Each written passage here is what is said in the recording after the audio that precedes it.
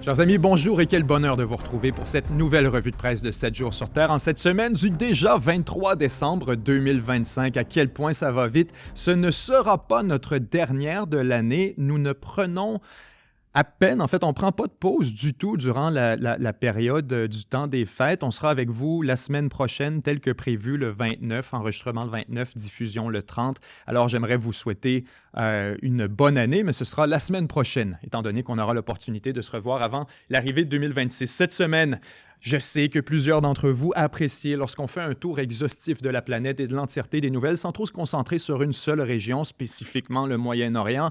Je veux vous rassurer qu'aujourd'hui, oui, on a beaucoup de nouvelles en lien avec le Moyen-Orient, certes, mais tout ça ne touche pas nécessairement Israël. Et additionnellement, il sera aussi question de l'Asie, conflit Cambodge, Thaïlande. Je veux absolument qu'on ait le temps de faire un peu de cartes là-dessus.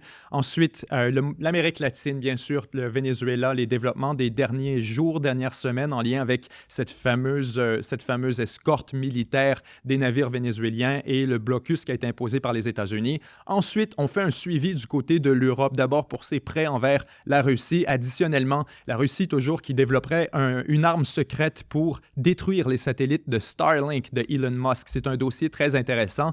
On poursuit ensuite avec plusieurs nouvelles en provenance de l'Amérique du Nord, 2 en provenance du Canada que je trouve absolument intéressantes. Additionnellement, on en a 2 également du côté des États-Unis et on termine avec aujourd'hui l'Afrique, spécifiquement des nouvelles en provenance de nos juntes qui ont pris le pouvoir au cours des dernières années dans l'Afrique de l'Ouest. On commence sans plus tarder avec le Moyen-Orient. Il sera question de la Syrie pour commencer, alors qu'on parle beaucoup dans les dernières revues de presse de cette tentative, si on veut, de consolidation de la sécurité, de l'architecture sécuritaire en Syrie, alors que le nouveau gouvernement, Jolani al-Shara, essaie autant que possible de s'installer et de consolider son autorité effectivement sur le territoire. Pour ça, il faut autant que possible, disons, rapatrier les différents groupes armés qui opèrent sur le territoire syrien à l'intérieur de l'armée syrienne, donc des forces sécuritaires nationales. C'est un peu la première étape parce qu'actuellement, vous avez, si on fait un peu de contexte, le gouvernement national qui a vraiment surtout de l'influence autour de Damas, la capitale,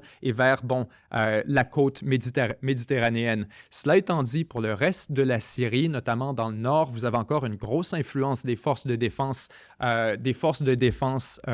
kurdes, les fameuses FDS, les forces de défense syriennes. Ce sont en fait les Kurdes, qui sont sur ce territoire. Additionnellement, vous avez aussi, on en parlait la semaine dernière, une présence très importante encore de l'État islamique.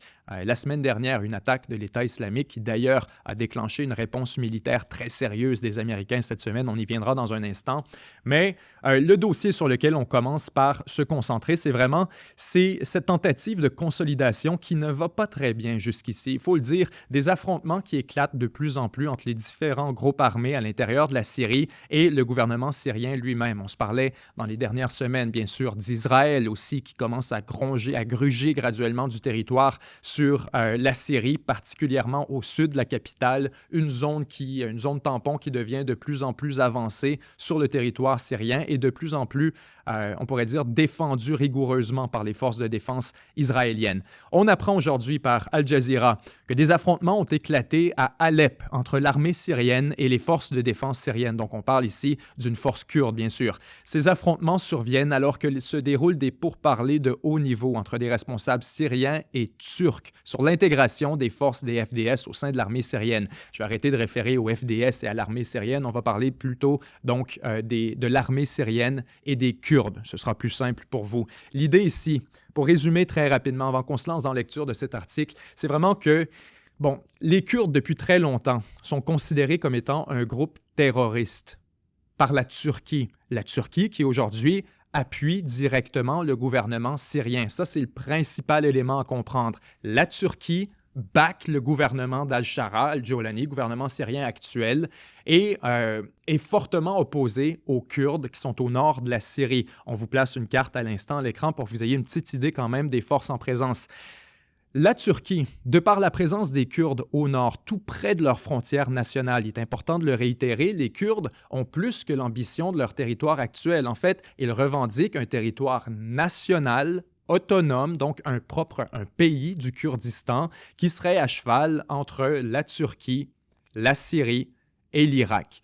Donc, la Turquie voit la présence des forces kurdes au nord de la Syrie comme étant une menace à son intégrité territoriale. Dans les dernières années, on a travaillé beaucoup, notamment pour désarmer le PKK, le parti séparatiste kurde, le Parti des travailleurs, qui a été longtemps une force aussi considérée comme alignée avec les Kurdes et un peu déstabilisatrice à l'intérieur de la Turquie. Donc la Turquie travaille très, très fort pour exercer une influence sur le gouvernement syrien pour surtout qu'il intègre ces Kurdes à l'intérieur de la force nationale. La question maintenant, c'est de savoir comment ce sera fait. Vous comprendrez, l'intérêt de l'armée syrienne, du gouvernement syrien, c'est d'éviter toute forme de déstabilisation. C'est d'arriver à une forme de stabilité, de cohérence, de cohésion nationale. Maintenant, on ne veut surtout pas déclencher un affrontement contre les Kurdes. Et les Kurdes, ce qu'ils demandent, c'est à maintenir un peu de leur autonomie, un peu de leur autorité, un peu, si on veut, de leur souveraineté militaire, du fait qu'ils représentent ensemble une unité cohérente et cohésive. Du côté, bien sûr, de la Syrie, son objectif pur, ce serait d'éliminer cette unité en tant que telle, de les intégrer, tous les Kurdes, non pas comme un groupe à l'intérieur des forces armées syriennes, mais bien comme des individus, les recruter comme des membres des forces armées. Comme ça, mais ça élimine toute forme de commandement et de structure qui appartiendrait aux Kurdes eux-mêmes. Ça leur éviterait la possibilité de coordonner des actions à l'intérieur de l'armée syrienne et potentiellement de prendre les armes soit contre la Syrie, soit contre la Turquie dans l'éventualité d'une escalade militaire ou violente de quelque sorte. Alors, on a plusieurs intérêts croisés ici. Du côté de la Turquie, on refuse absolument dans toutes circonstances, la notion selon laquelle les Kurdes pourraient intégrer en bloc l'armée syrienne. Encore une fois, parce qu'on se dit, il y a trop de danger qu'il y ait des affrontements. Il y a trop de danger que cette logique un peu ethnique, confessionnelle à l'intérieur de l'armée syrienne en vienne à une nouvelle fracture, à une fragmentation de l'autorité du gouvernement. Donc, ici, la Turquie dit, vous allez les recruter comme individus, pas comme groupe.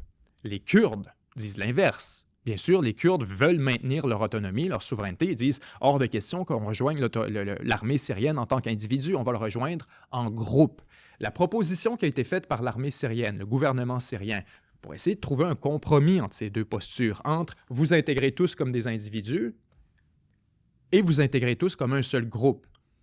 La proposition qui a été mise sur la table et qui est discutée actuellement, d'ailleurs la semaine dernière, c'était ce qui était discuté entre les Américains et les Syriens. Vous vous souvenez, cette rencontre de haut niveau où il y a eu une attaque de l'État islamique, c'est justement de quoi il était question. On se demandait, on parlait de cette proposition de la Syrie pour intégrer les Kurdes en 3 groupes. En disant, on va créer 3 unités qui seraient des unités kurdes qui travailleraient sous le commandement de l'autorité nationale, de l'armée syrienne, mais qui demeuraient quand même des unités entièrement kurdes. La seule différence, c'est qu'en étant divisés en 3 groupes, vous comprendrez, ça permet de diviser un peu leurs forces, de diviser leur potentiel de rébellion, de réduire le potentiel d'un affrontement armé contre la faction kurde en tant que telle. Alors, cette proposition est refusée par à peu près tout le monde, refusée par les Turcs qui ne veulent rien savoir, qui préfèrent encore une fois qu'on les intègre comme individus, les Syriens, bien sûr, qui refusent la proposition de les intégrer comme groupe parce qu'on voit très bien l'opposition de la Turquie. Il faut comprendre ici, les Syriens sont dépendants entièrement des Turcs. Ce sont les Turcs qui maintiennent le gouvernement syrien sur le respirateur artificiel depuis très longtemps. Alors, on a assisté cette semaine à des affrontements violents, les premiers depuis relativement longtemps. On a eu quand même des affrontements à Souaïda, on en parlait beaucoup à la revue de presse, alors qu'il y avait on pourrait dire des violences ethniques entre les différents groupes, entre les différentes confessions à l'intérieur de la population syrienne. Cette fois, on a vraiment des affrontements de nature sécuritaire, des groupes armés dont les intérêts sont incompatibles et qui s'affrontent les uns les autres. On nous dit donc des blessés ont été signalés après des affrontements entre l'armée syrienne et les forces démocratiques syriennes dominées par les Kurdes à Alep, alors que l'échéance concernant l'intégration des Kurdes aux institutions étatiques syriennes approche. L'agence de presse officielle a rapporté lundi que les FDS, donc les Kurdes, avaient lancé des attaques contre des positions des forces de sécurité syriennes près des ronds-points de Ceyhan et de l'Hermoun à Alep. La route a été fermée en direction des ronds-points, les Kurdes ciblant cette route. La défense civile syrienne a indiqué que 2 de ses sauveteurs avaient été blessés après que le véhicule dans lequel ils se trouvaient avait été pris pour cible par les Kurdes, tandis que 2 enfants ont également subi diverses blessures à cause des tirs des Kurdes au rond-point. Dans un communiqué diffusé par l'agence de presse, le ministère syrien de l'Intérieur a indiqué que 2 membres des forces de sécurité avaient été blessés alors que le ministère a qualifié d'attaque perfide des Kurdes contre les forces de sécurité du pays. Ce soir, les forces des Kurdes stationnées à Alep ont commis un acte de trahison contre les forces de sécurité intérieure en poste au point de contrôle conjoint.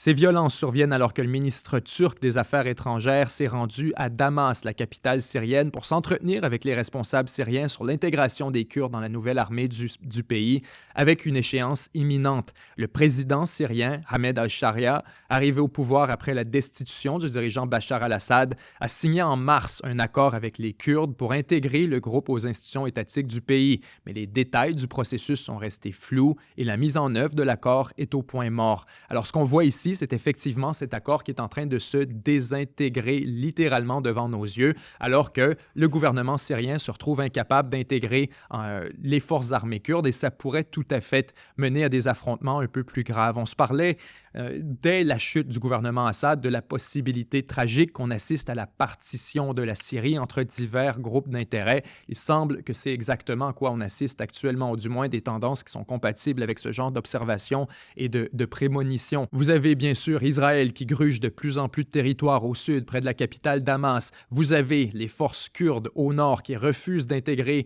les forces armées nationales et qui pourraient demander plus d'autonomie territoriale. Et vous avez maintenant, on en a parlé encore la semaine dernière et on s'apprête à passer là-dessus, l'État islamique qui fait un retour en force sur le territoire de la Syrie avec des attaques tant contre les Américains que contre les intérêts sécuritaires syriens. Et parlant justement de l'État islamique, on continue sur cette question spécifique alors que toujours en Syrie, les États-Unis, en réponse à cette attaque de la semaine dernière, je ne sais pas si vous vous souvenez, on en parlait à la revue de presse, ces 2 soldats américains qui ont été tués d'ailleurs avec un membre des forces armées syriennes, c'était des gardes de la garde nationale d'Ohio, si je me souviens bien, qui étaient déployés en Syrie pour accompagner des dignitaires américains justement là, et assumer certaines tâches sécuritaires et de protection.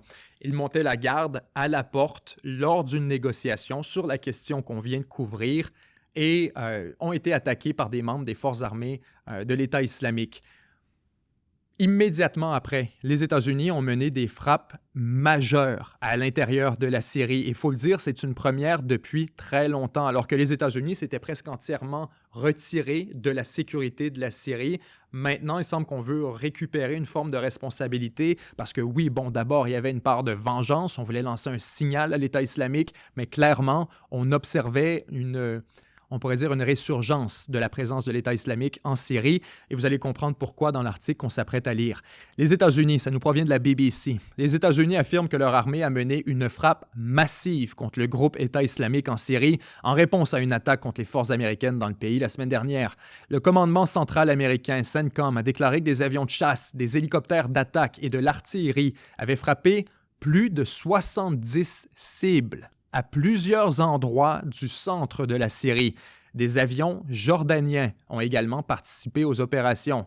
L'opération a, selon le communiqué, utilisé plus de 100 munitions de précision ciblant des infrastructures et des sites d'armement connus de l'État islamique. Pourquoi je vous disais tout à l'heure une opération massive et qui clairement est en réponse à une forme de résurgence, bien vous le voyez ici, on avait déjà d'emblée identifié quelques 70 cibles de frappe potentiel avant même que la frappe ait lieu. Alors, manifestement, les renseignements américains observaient la présence de l'État islamique sur le territoire syrien depuis un moment, prenaient tout ça en note en se disant qu'éventuellement, peut-être que le prétexte viendrait pour lancer une frappe contre tous ces intérêts de l'État islamique. Manifestement, le prétexte est venu, les Américains ont agi sur les renseignements qu'ils détenaient à ce moment. Et donc, on a été en mesure de déployer au-dessus de 100 missiles, projectiles, des munitions de précision sur au-dessus de 70 cibles à l'intérieur du pays. Dans un communiqué publié sur X, CENTCOM, qui dirige les opérations militaires américaines, a déclaré que l'opération Hawkeye Strike avait été lancée vendredi à 16h, heure de l'Est. Le commandant a déclaré que les États-Unis continueront de poursuivre sans relâche les terroristes qui cherchent à nuire aux Américains et à nos partenaires dans toute la région. La grande question ici, encore une fois, et c'est vraiment ce qu'on va être en mesure de déterminer au cours des prochaines semaines, c'est est-ce que ça constitue un engagement de sécurité de la part des États-Unis ou tout simplement une vengeance contre l'État islamique? Parce qu'on se souvient, encore une fois, la semaine dernière, cette attaque contre les États-Unis, immédiatement après, on répond avec une frappe. Le gouvernement syrien a de la difficulté avec l'État islamique, a de la difficulté à assurer son autorité sur le centre de la Syrie. Alors, encore une fois, est-ce que c'est une manœuvre qui s'inscrit dans une démarche de consolidation de l'architecture sécuritaire en Syrie? Est-ce qu'on veut aider le gouvernement syrien ou est-ce qu'on était seulement agacé par l'État islamique et on voulait lancer un message? Les deux scénarios sont tout à fait plausibles et on va découvrir au cours des prochaines semaines, des prochains mois, l'étendue, l'envergure de l'engagement américain envers la sécurité de la Syrie. Une chose est sûre, l'État islamique est toujours sur place. On a simplement cessé d'en parler pour une raison ou une autre. Et le gouvernement syrien a de la difficulté avec. La grande question sera de savoir qu'arrivera-t-il des Kurdes et qu'arrivera-t-il de l'État islamique au cours des prochaines semaines. Pour ce qui est des Kurdes, je le répète et je le maintiens, la solution désirable est probablement effectivement la partition de la Syrie. C'est quelque chose que la Turquie n'acceptera jamais. Cela étant dit, les Kurdes ont la capacité et ont probablement, par conséquence, le devoir d'avoir un pays, d'être libre, autonome et souverain. Et malheureusement pour la Turquie, sur qui, bien sûr, on a une revendication territoriale à partir de ce potentiel Kurdistan, pour la sécurité régionale, il serait probablement préférable que les Kurdes soient un acteur avec leur armée, avec un siège à l'ONU, un acteur vraiment de pleine force au Moyen-Orient. Les États-Unis n'ont jamais osé aller jusqu'à ce niveau, n'ont jamais osé permettre la pleine souveraineté aux Kurdes et appuyer leurs revendications autonomistes parce qu'on veut protéger la relation avec la Turquie. La réalité, c'est que la Syrie devrait probablement être divisée, ce serait préférable pour tout le monde et ce serait une situation qui serait favorable pour la stabilité régionale. Alors, on continue cette fois avec Israël de ce côté. On passe relativement rapidement du côté d'Israël parce qu'on a quelques nouvelles ici qui valent la peine d'être étudiées, mais je vois ça fait déjà 15 ou 20 minutes qu'on est ensemble, donc je ne veux pas qu'on passe au-dessus de la moitié d'émissions sur le Moyen-Orient.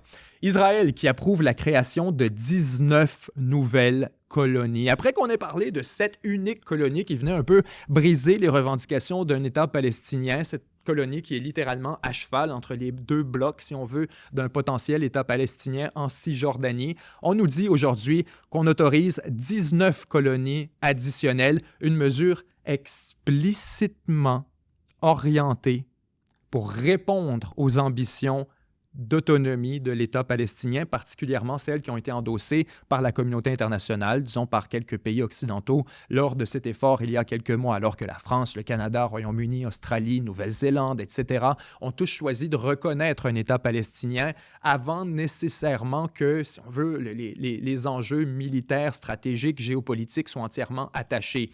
Ça a fâché énormément les autorités israéliennes et je me souviens, nous avons commenté ici à la revue de presse ensemble qu'il y avait un risque énorme que ça fasse seulement motiver les Israéliens à accélérer leur échéancier par rapport à Gaza et plus largement la Cisjordanie, à l'État palestinien, qu'on aille encore plus loin dans notre pression pour étouffer le potentiel d'un État palestinien, justement en réponse à cette tentative internationale d'en faire la reconnaissance. Eh bien, c'est exactement ce qui est en train de se produire. Et on ne s'en cache même pas, alors qu'on nous dit c'est une mesure qui vise à bloquer l'établissement d'un État palestinien terroriste dans un contexte d'intensification de la colonisation depuis le 7 octobre.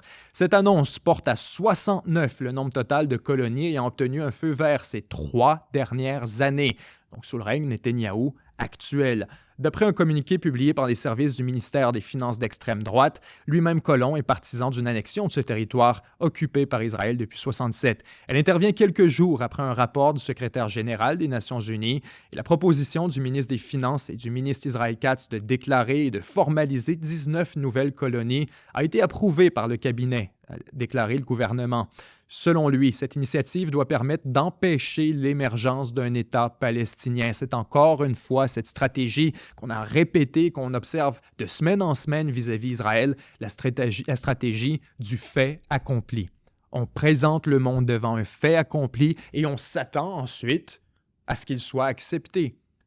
Sans quoi il faudrait une opération militaire, il faudrait contraindre Israël à reculer d'un territoire, à cesser de l'occuper.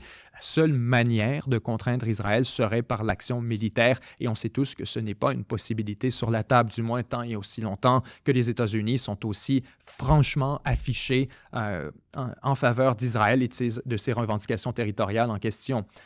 Sur les colonies dévoilées dimanche, 5 sont des avant-postes qui existent déjà depuis plusieurs années, c'est-à-dire des colonies déjà implémentées sans avoir obtenu les autorisations nécessaires des autorités israéliennes. Ces 19 colonies se trouvent dans des zones hautement stratégiques, ont précisé les services du ministre. 2 d'entre elles, dans le nord de la Cisjordanie, seront réinstallées après avoir été démantelées il y a 2 décennies. Important de le savoir, lorsqu'Israël installe ces fameuses colonies, le seul moyen, encore une fois, short d'une intervention militaire qu'on a, c'est la démarche diplomatique. Et à quelques occasions à travers l'histoire, on a été en mesure d'extraire cette concession de la part du gouvernement israélien, où on a forcé le gouvernement à démanteler des colonies qui avaient été construites par des colons.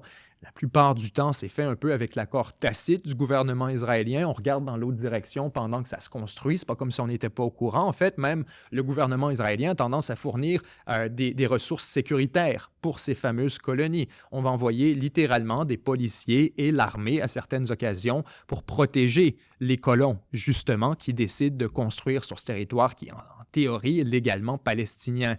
Maintenant, ça permet à Israël d'avoir un levier aussi. Un levier de négociation qui, en théorie, ne devrait même pas exister. En théorie, Israël n'a même pas le droit de construire sur ces territoires. Mais parce qu'elle le fait, elle peut ensuite échanger des concessions avec des jetons qu'elle vient de se créer elle-même et dire, vous allez nous donner X, Y, Z, et nous, en échange, OK, à votre demande, ce que vous nous demandez depuis des années, on va aller démanteler X, Y, Z colonies.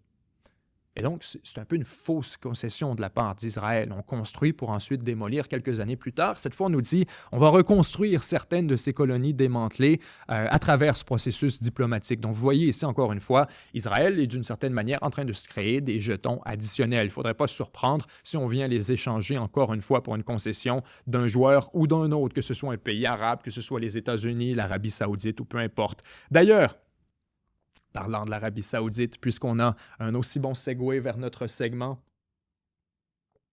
il est question de l'Arabie saoudite cette semaine d'une manière très cocasse, alors que on se posait la question dans les dernières semaines, quelle est la véritable position de l'Arabie saoudite pour ce qui est de la normalisation avec Israël? Est-ce que l'Arabie saoudite veut normaliser? On a commencé à se dire, oui, clairement, ils veulent, ils sont à veille de le faire. Ensuite, on a eu des nouvelles en provenance du prince héritier Mohammed Ben Salman qui nous disait, vous savez, on n'est vraiment pas sur le point de normaliser et c'est largement en raison des actions israéliennes. Ces actions israéliennes qui causent en Arabie saoudite un mépris profond dans la population envers l'État israélien, envers le gouvernement d'Israël. Et donc, il est très difficile pour un gouvernement saoudien de se placer en antagonisme avec sa population et d'aller serrer la main et prendre des photos avec Benjamin Netanyahou. Ce serait totalement inacceptable. Et donc, on apprend cette fois, après que les Israéliens aient répondu à tout ça en passant, les Israéliens nous ont dit, vous savez quoi, on n'en a rien à faire. Même si les Saoudiens ne veulent pas normaliser avec nous, ça change dans notre vie. On va continuer à occuper quand même, et s'il y a quoi que ce soit, c'est une démonstration de plus que cette normalisation était futile et qu'elle n'était jamais vraiment sur la table. Dans une déclaration lunaire, une interaction lunaire, parce qu'on ne devrait pas avoir accès à ce genre de choses normalement, mais l'ancien chef du renseignement saoudien s'est confié au Times of Israel sur la question spécifique de la normalisation. On a donné une entrevue à un journal israélien, directement d'un ancien dignitaire saoudien. Je vous le dis, c'est lunaire, ça ne devrait pas se produire.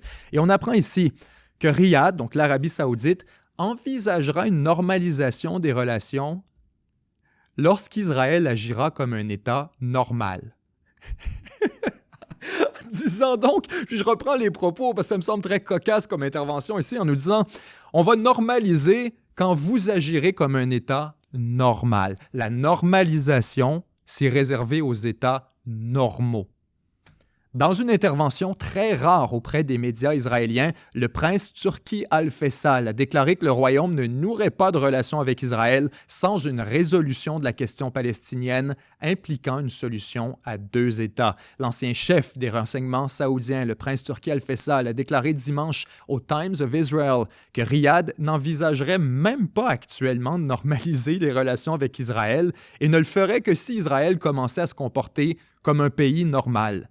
L'Arabie saoudite n'envisage pas du tout d'accord de normalisation avec Israël. Si Israël devenait un pays normal, respectant le droit international, alors l'Arabie saoudite envisagerait une normalisation. Bien que le prince Turki ait tenu ses propos lors d'une intervention très rare auprès des médias israéliens, le contenu de ses remarques démontre une fois de plus à quel point la première nation arabe et musulmane du monde semble encore loin de nier des liens avec Israël malgré le vif désir de Washington que ça se produise. Le prince Turki est connu pour avoir adopté ces dernières années un ton plus dur à l'égard d'Israël que celui de son gouvernement, mais ses positions reflètent la position officielle de Riyad sur les relations potentielles avec l'État juif. En fait, c'est probablement la raison pour laquelle il a été choisi pour livrer ses déclarations aux médias israéliens. C'est qu'on sait très bien qu'il est vu comme étant un hardliner, si on veut, un rigoriste sur la question israélienne. Et donc, c'est lui qui est chargé de livrer la posture de l'Arabie saoudite, alors qu'elle était perçue comme étant de plus en plus flexible. Cette fois, il n'y a aucune ambiguïté que oui, l'Arabie saoudite est prête à normaliser, mais seulement dans l'éventualité d'une solution à deux États. Et on ne se gêne pas, comme je vous dis, c'est cocasse dans la déclaration, d'insulter l'État d'Israël en lui disant que la normalisation, on fait ça avec les États normaux, suggérant ainsi qu'Israël n'agit pas comme un État normal. On continue, cette fois, on se déplace au Moyen-Orient, on sort d'Israël. Je sais que certains d'entre vous font une aversion à la discussion sur Israël ces temps-ci. Je vous le pardonne parce qu'il est vrai que ça fait très longtemps qu'on est sur le Moyen-Orient, spécifiquement sur la guerre entre Gaza, le Hamas et Israël. On se déplace du côté de la Turquie, un pays dont on parle très peu, il me semble, à la revue de presse, mais on a cette fois un très bon prétexte. Alors que la Turquie, on apprend ça depuis le journal Le Monde. Une nouvelle énorme qu'on ne croirait jamais lire, d'ailleurs, du moins pas avant quelques années, surtout pas dans le contexte actuel. Mais la Turquie, qui envisage de rendre ses missiles S-400 à la Russie pour réintégrer le programme des F-35. Je vous mets un peu en contexte parce que pris comme ça sonne peut-être comme du pur verbiage sans vraiment de conséquences, mais il faut se rappeler le contexte. La Turquie, initialement, était dans le programme américain pour acheter des F-35, la Turquie étant bien sûr une alliée des États-Unis, mais additionnellement une membre de l'OTAN et une armée extrêmement importante pour, disons, la puissance occidentale via l'OTAN dans la région. La Turquie est la plus grosse armée de l'espace européen, si on l'incluait en fait dans l'Union européenne. Alors, ce qui est important de savoir, c'est que la Turquie, depuis très longtemps, voulait renouveler ses avions de chasse en ayant des F-35, qui sont connus comme étant les meilleurs avions actuellement sur le marché. Les Américains, de leur côté, utilisent beaucoup le F-35 comme, disons, la carotte et le bâton. Si vous êtes gentil, on va vous donner la carotte, on va vous donner les F-35. Mais bien sûr, c'est un processus qui prend des années. Il faut littéralement jusqu'à 10 ou 15 ans pour se faire livrer les fameux F-35. Le Canada a acheté ces F-35 de l'ère de Stephen Harper. On a eu le temps de changer de premier ministre 2 fois, puis on n'a pas encore reçu les avions. Alors ça, c'est important de le comprendre. C'est très long. Et ce que ça permet, c'est de tenir le pays au bout de la laisse pendant toutes ces années. C'est un levier géopolitique incroyable que de dire, si tu ne te tiens pas gentil, tu n'auras pas tes avions. Et tu devras recommencer le processus avec quelqu'un d'autre. Et donc, c'est un levier fantastique. La Turquie, lorsqu'elle a voulu obtenir les F-35, c'est un peu tiré dans le pied. C'est condamné à marcher dans les pas de Washington au sens géopolitique et au sens des relations internationales pour quelques années. Avance rapide au conflit, bien sûr, entre la Russie et les États-Unis. La tension augmente. Vous avez cette question de l'Ukraine, mais même avant tout ça, la Turquie essayait de se rapprocher beaucoup de la Russie. La Turquie a toujours eu ce rôle d'équilibriste où on essaie, de par sa position géographique, on a d'ailleurs, si ça vous intéresse, une vidéo sur la géopolitique. Est-ce que c'est sur la géopolitique de la Turquie? Je ne crois pas. Je pense que c'est sur les passages maritimes et on décrit la posture de la Turquie et pourquoi la Turquie n'a pas vraiment le choix de jouer ce rôle d'équilibriste. Si vous regardez sur une carte, elle est bien sûr, si on veut, au carrefour entre différentes civilisations. Elle est au carrefour entre la civilisation européenne, la civilisation africaine, la civilisation, on pourrait dire, du Moyen-Orient, la civilisation musulmane, arabe, le Golfe entier, et additionnellement à l'Asie. Alors, et la Russie, bien sûr, etc. Donc, vous voyez ici la Turquie qui n'a pas vraiment le choix de jouer sur plusieurs terrains en matière d'intérêt géopolitique. On n'a pas le choix de maintenir des relations relativement productives avec tout le monde. Et donc, on a essayé d'acheter, ou plutôt on a acheté, des systèmes de défense anti-aériens à la Russie, des systèmes extrêmement avancés. En fait, le plus avancé actuellement sur le marché, c'est le fameux S-400. Et le problème, c'est que le S-400, en théorie, il serait potentiellement en mesure d'abattre un F-35. Et là, vous comprenez un peu pourquoi les Américains sont mal à l'aise. D'abord, de voir la Turquie acheter de l'équipement russe, il y a un enjeu de loyauté, où on se dit « ton argent, il devrait aller aux États-Unis. Nous aussi, on peut t'en vendre des systèmes de défense anti-aériens. Pourquoi tu vas acheter à la Russie et renflouer son industrie de guerre? » Déjà, c'est le premier point qui embête les Américains.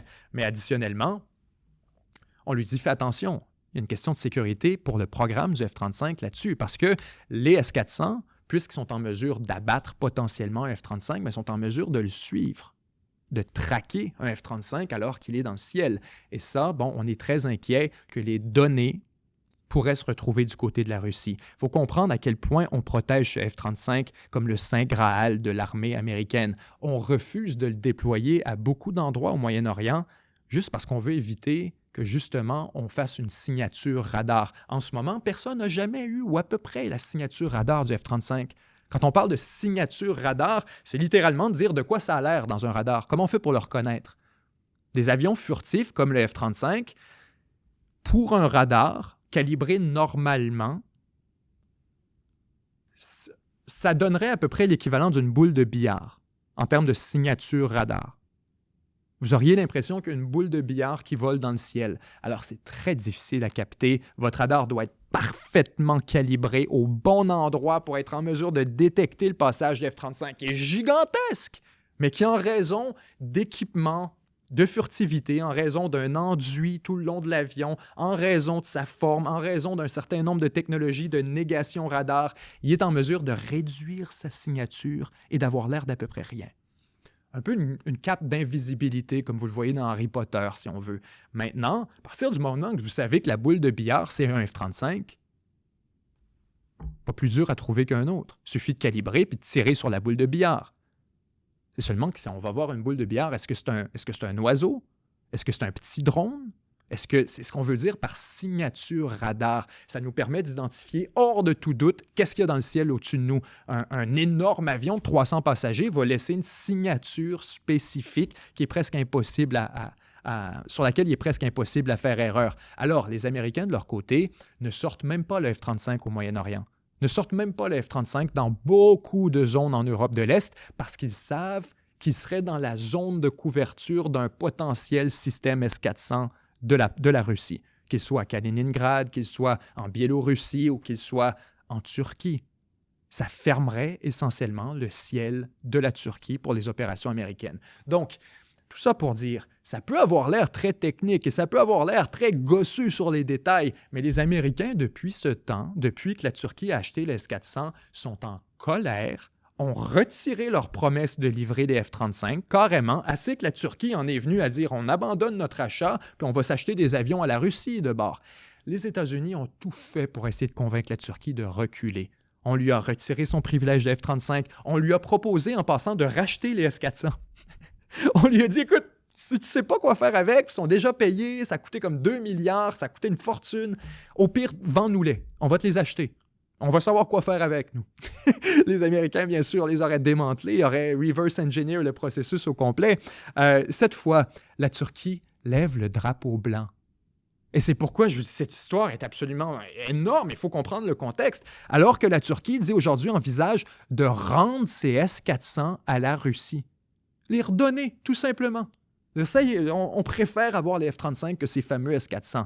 Alors que la guerre aérienne s'intensifie entre l'Ukraine et la Russie, Ankara s'apprêterait à rendre à la Russie un lot de systèmes antiaériens, une hypothèse qui inquiète l'armée... On aurait dû mentionner ce point aussi. Une hypothèse qui inquiète l'armée ukrainienne, mais qui rassure les États-Unis. Parce que bien sûr, les États-Unis sont morts de rire. Ils se disent « Good, good, good, donne ça à la Russie, on va passer à autre chose, on va te vendre tes F-35, puis tu vas redevenir un allié acceptable pour les États-Unis. » Pour l'Ukraine, ils regardent cette discussion avoir lieu, ils sont comme « What? » ils vont donner quoi à qui? Ils vont donner des systèmes S-400 à la Russie en ce moment? Et vous êtes pour ça?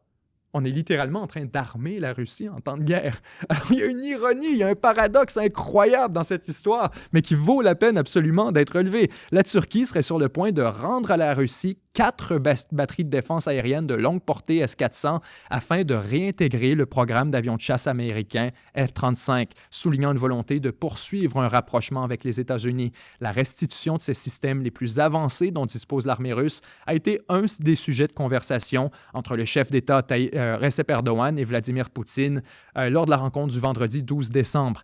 Cette hypothèse ne ferait pas l'affaire de l'Ukraine, alors que la guerre aérienne s'intensifie entre Kiev et Moscou. Les S-400, qui permettent d'abattre des avions de chasse et des missiles balistiques, sont complexes et coûteux à produire. Sur le champ de bataille, l'Ukraine est parvenue à en détruire, ouvrant des brèches dans l'espace aérien russe. 4 batteries de S-400, ça représente peut-être un 5e de ce que la Fédération de Russie possède actuellement. Nous disons, on en a peut-être de 12 à 20, peut-être. Alors, d'en rajouter 4, c'est quand même une couverture considérable. On parle de centaines de kilomètres carrés d'espace aérien qui seraient soudainement défendus par ces fameux S-400.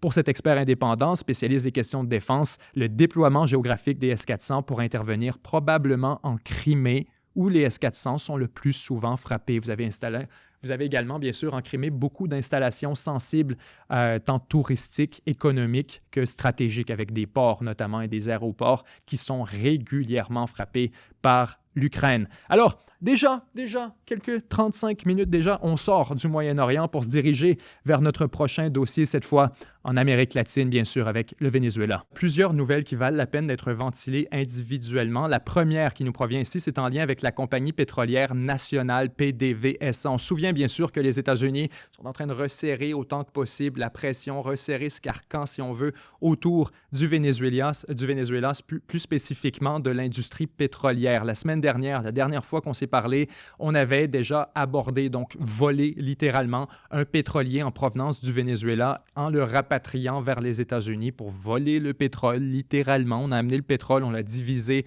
en plus petits navires et on l'a distribué dans les raffineries américaines. C'était un peu la question qu'on avait la semaine dernière. Qu'arriverait-il de ce pétrole? C'est exactement ce qu'on a prévu. On l'a pris puis on l'a raffiné tout simplement à profit pour les États-Unis. Maintenant, au-delà de la question des pétroliers, sur laquelle on va venir très bientôt, on apprend maintenant que la compagnie pétrolière nationale du Venezuela, donc la PDVSA, a été victime d'une cyberattaque majeure au cours des derniers jours. On présume ce qui a peut-être pu se produire. La compagnie pétrolière nationale PDVSA a déclaré avoir été victime d'une cyberattaque, ajoutant que ses opérations n'étaient pas affectées, même si 4 sources ont indiqué que les systèmes restaient hors service et que les livraisons de cargaisons de pétrole étaient suspendues. Les tensions sont vives entre les gouvernements américains et vénézuéliens sous fond de renforcement militaire américain à grande échelle dans le sud des Caraïbes, de frappes américaines contre des bateaux soupçonnés de trafic de drogue et de déclarations du président Trump selon lesquelles les opérations terrestres pourraient bientôt débuter au Venezuela. Le gouvernement vénézuélien a déclaré que les États-Unis cherchaient à provoquer un changement de régime afin de s'emparer des vastes réserves pétrolières du pays. La semaine dernière, les gardes-côtes américains ont arraisonné un très grand pétrolier transportant environ 1,85 million de barils de pétrole vénézuélien vendus par PDVSA. PDVSA et le ministère du Pétrole ont accusé les États-Unis d'être à l'origine de la cyberattaque lundi, affirmant qu'elle avait été menée par des intérêts étrangers en complicité avec des entités nationales qui cherchent à détruire le droit du pays à un développement énergétique souverain.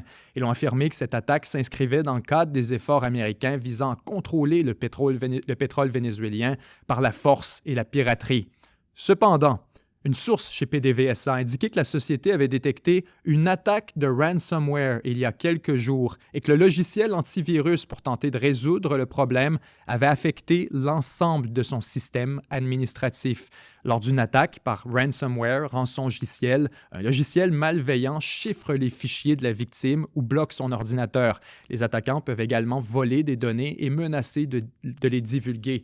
Ces cyberattaques se produisent par le biais d'hameçonnage, de téléchargements malveillants ou de sites web infectés et peuvent entraîner de graves perturbations. Le département d'État américain n'a pas immédiatement répondu à notre demande de commentaires. PDVSA n'a fourni aucun autre détail, bien que l'entreprise ait déclaré s'être remise de l'attaque. Le gouvernement vénézuélien impute régulièrement les problèmes tels que les coupures de courant à des conspirateurs de l'opposition et à des entités étrangères comme la CIA, sans apporter de preuves. Selon certaines sources, les effets se font toujours sentir. Il n'y a pas de livraison des cargaisons de pétrole. Tous les systèmes sont hors service. Un transporteur maritime impliqué dans les transactions pétrolières vénézuéliennes a confirmé que toutes les instructions de chargement pour le marché d'exportation restaient suspendues.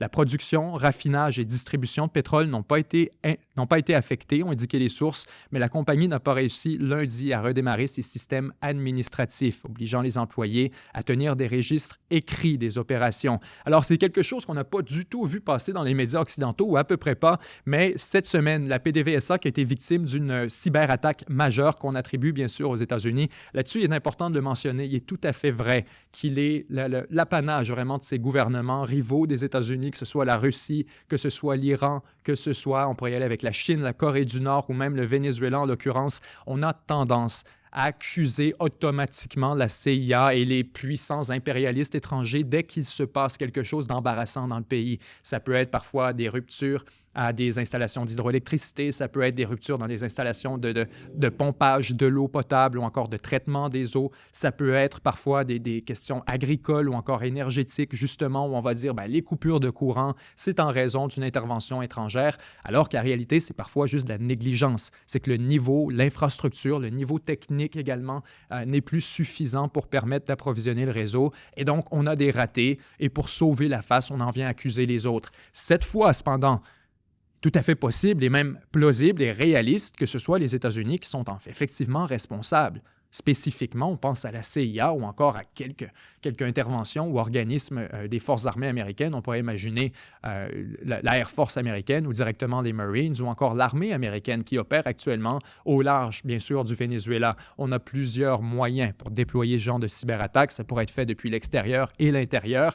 Maintenant, pourquoi on croit que c'est réaliste cette fois? C'est bien sûr en raison du contexte. C'est qu'on voit comment, si effectivement votre stratégie pour étrangler le régime du Venezuela, c'est de couper entièrement sa capacité à produire des revenus à partir du pétrole, que ce soit par l'exportation ou encore même juste par les activités de la compagnie pétrolière nationale. Vous faites comprendre qu'il n'y a plus moyen de fonctionner, que vous allez empêcher de tourner en rond.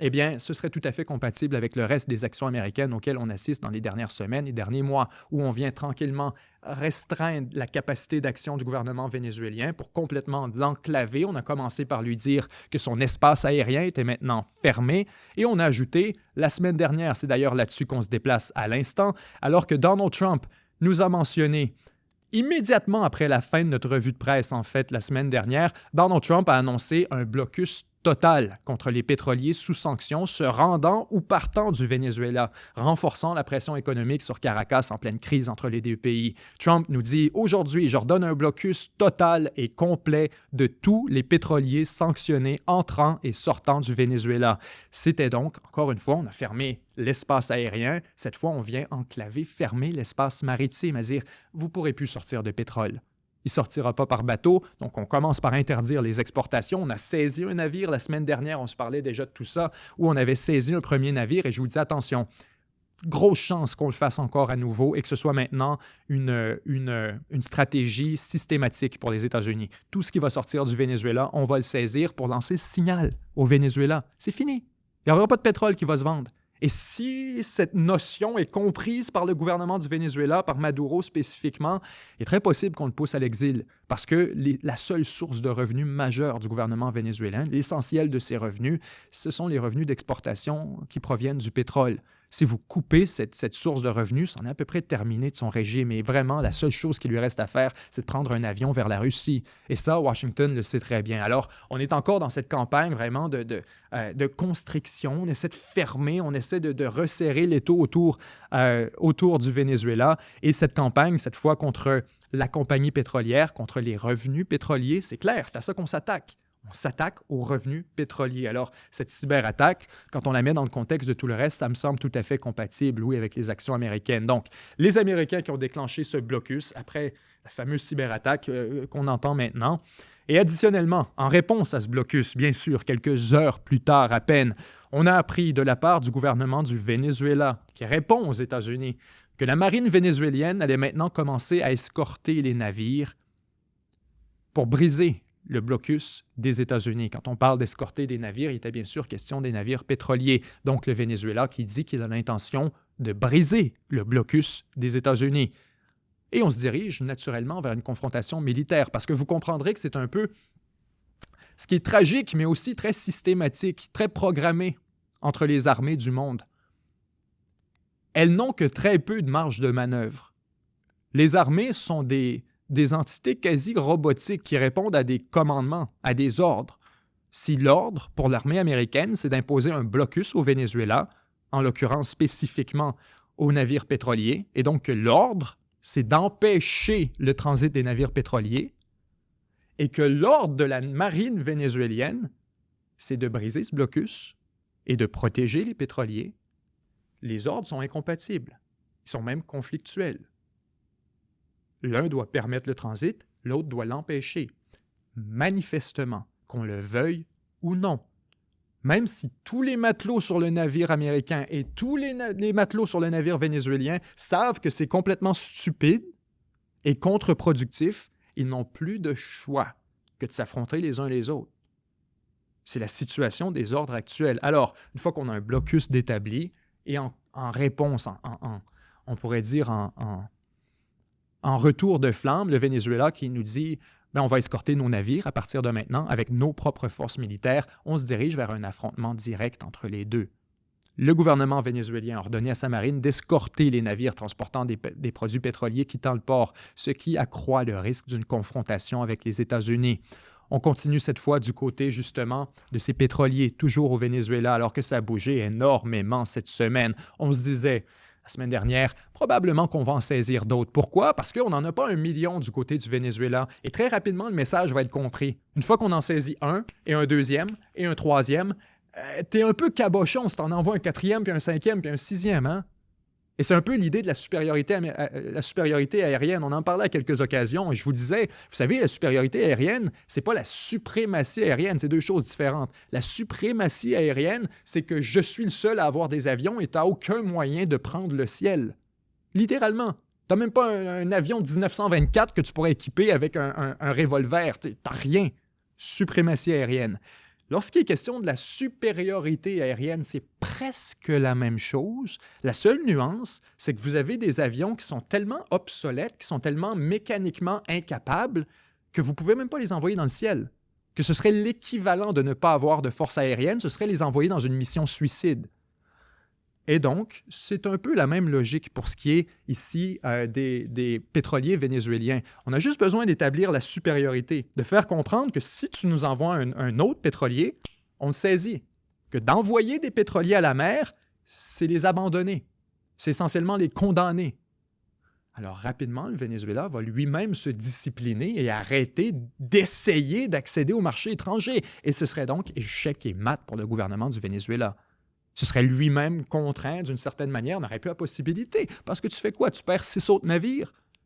Et là, il t'en reste 6 de moins. Et comme on le disait la semaine dernière, tout ça fait partie d'une flotte qui est loin d'être si grande. Hein? On a peut-être accès à 20, 25, 30 navires dans le meilleur des scénarios. Et plusieurs d'entre eux ne sont pas en état de prendre la mer. Alors, vous en perdez plusieurs. Ça commence rapidement à limiter votre capacité à exporter du pétrole down the line. Et là, jusqu'ici, on est relativement gentil du côté des Américains. On s'attaque seulement aux pétroliers qui sont sur une liste de sanctions, ou du moins en théorie. On reviendra dans un moment. Mais les Américains, en théorie, s'attaquent seulement aux pétroliers qui sont sous sanctions et qui vont faire des échanges avec le Venezuela.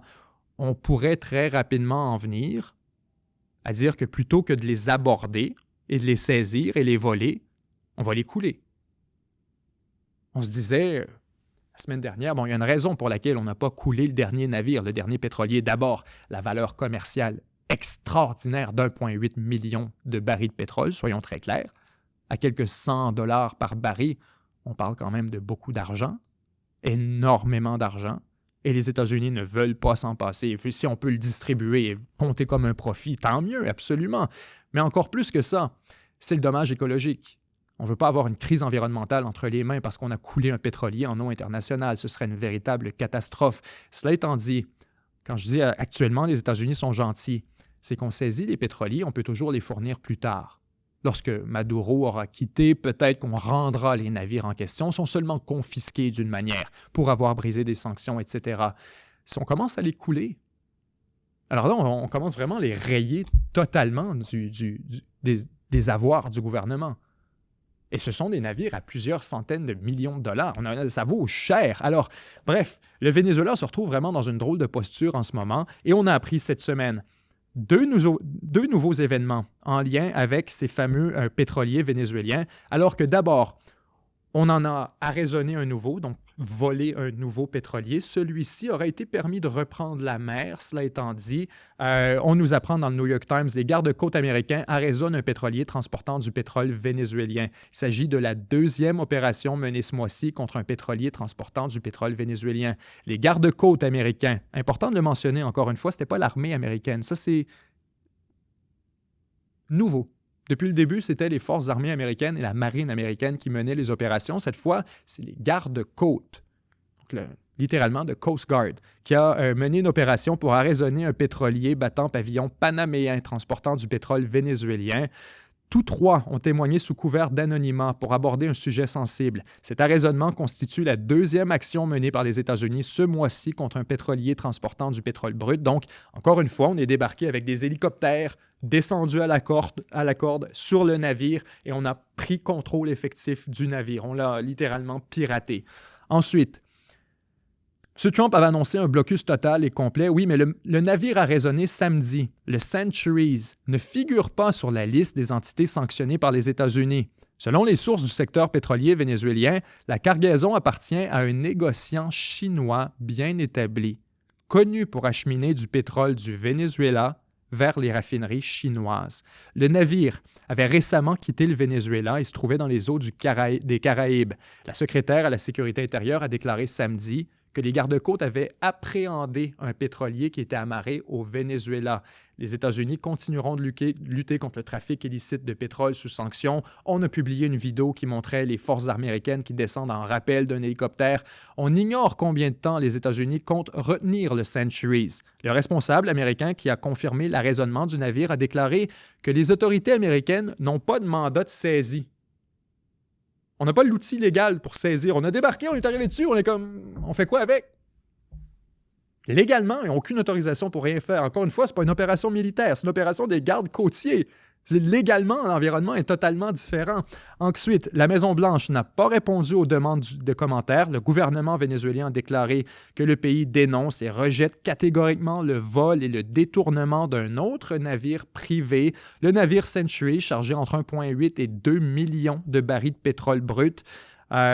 Entre le 7 et le 11 décembre, selon les données de sociétés spécialisées, il s'agissait de la 7e exportation de pétrole effectuée par ce navire depuis 2020. Alors, il faut comprendre aussi, ces navires font des voyages qui sont relativement rares. Ils passent une fois tous les quelques mois. Ça permet de les identifier et ensuite, on suit leur trajet. Beaucoup d'entre eux ont tendance à fermer le transpondeur. Ils cessent littéralement d'avertir par rapport à leur position et on les observe souvent par des images satellites. On les voit progresser et on voit que leur position publique n'est pas compatible avec ce qu'ils font véritablement en mer.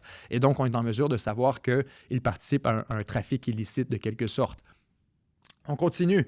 Après ce premier événement, le lendemain, pas 24 heures après, on apprend qu'encore une fois, la garde côtière américaine, et cette fois, dans une poursuite, hot pursuit, avec un pétrolier vénézuélien. Cette fois, c'est littéralement grand theft pétrolier parce qu'on est en poursuite et on n'est pas en mesure de le rattraper, de ce que je comprends ici. C'est encore une fois, c'est une histoire en développement, il faut le comprendre. C'est quelque chose qui s'est produit dans les dernières heures et qui va clairement évoluer au cours des prochaines heures avant la publication de cette revue de presse. Les gardes-côtes américains qui poursuivent un pétrolier lié au Venezuela. Samedi, les gardes-côtes ont tenté d'intercepter un pétrolier lié au Venezuela qui fuit actuellement la mer des Caraïbes. quelques jours après que le président Trump a déclaré qu'il sévirait contre les navires sanctionnés. Le pétrolier, baptisé Bella 1, faisait route vers le Venezuela pour charger du pétrole et ne transportait aucune cargaison. Lui, on aurait pu le couler. Selon un responsable et les données de suivi du navire, il a pris la direction du nord-est vers l'océan Atlantique. Ce pétrolier est sous sanctions américaines depuis l'année dernière pour avoir transporté du pétrole iranien que les autorités fédérales accusent de financer le terrorisme. Lorsque les forces américaines se sont approchées du Bella 1 samedi soir, celui-ci ne battait pas de pavillon national valide, ont déclaré les responsables, ce qui en faisait un navire apatride, susceptible d'être arraisonné en mer en vertu du droit international. Les autorités américaines avaient obtenu un mandat de saisie. Donc alors, après l'épisode du premier navire où on est débarqué et on n'avait pas le mandat, cette fois, on arrivait avec un mandat leur permettant de prendre possession du navire. Ce mandat avait été demandé en raison de l'implication antérieure du Bella 1 dans le commerce du pétrole iranien. Mais le navire a refusé de se laisser aborder et a poursuivi sa route, a déclaré l'un des responsables. Un autre responsable a qualifié la situation de poursuite active. Dimanche matin, le navire a commencé à émettre des signaux de détresse à destination des navires à proximité, selon des messages radio consultés par le Times. Ces messages indiquent que le navire se dirige vers le nord-est dans l'océan Atlantique, à plus de 480 km d'Antigua et Barbuda dimanche soir. Le Bella 1 avait émis plus de 75 alertes d'urgence. Les gardes-côtes avaient déjà raisonné avec un succès un autre pétrolier plus tôt samedi, celui qu'on vient de décrire, et les États-Unis avaient pris possession d'un troisième pétrolier le 10 décembre, le premier qu'on a saisi, dont on a vidé le pétrole dans les raffineries américaines. Les mesures prises par les États-Unis marquent une escalade significative de la campagne de pression menée par Trump contre le président Maduro. Elles interviennent alors que Maduro a ordonné à des navires de la marine vénézuélienne d'escorter certains pétroliers quittant le pays. Alors, très fertile cette histoire. D'abord, on nous dit, on en prend un premier, les Américains disent, on va en prendre d'autres.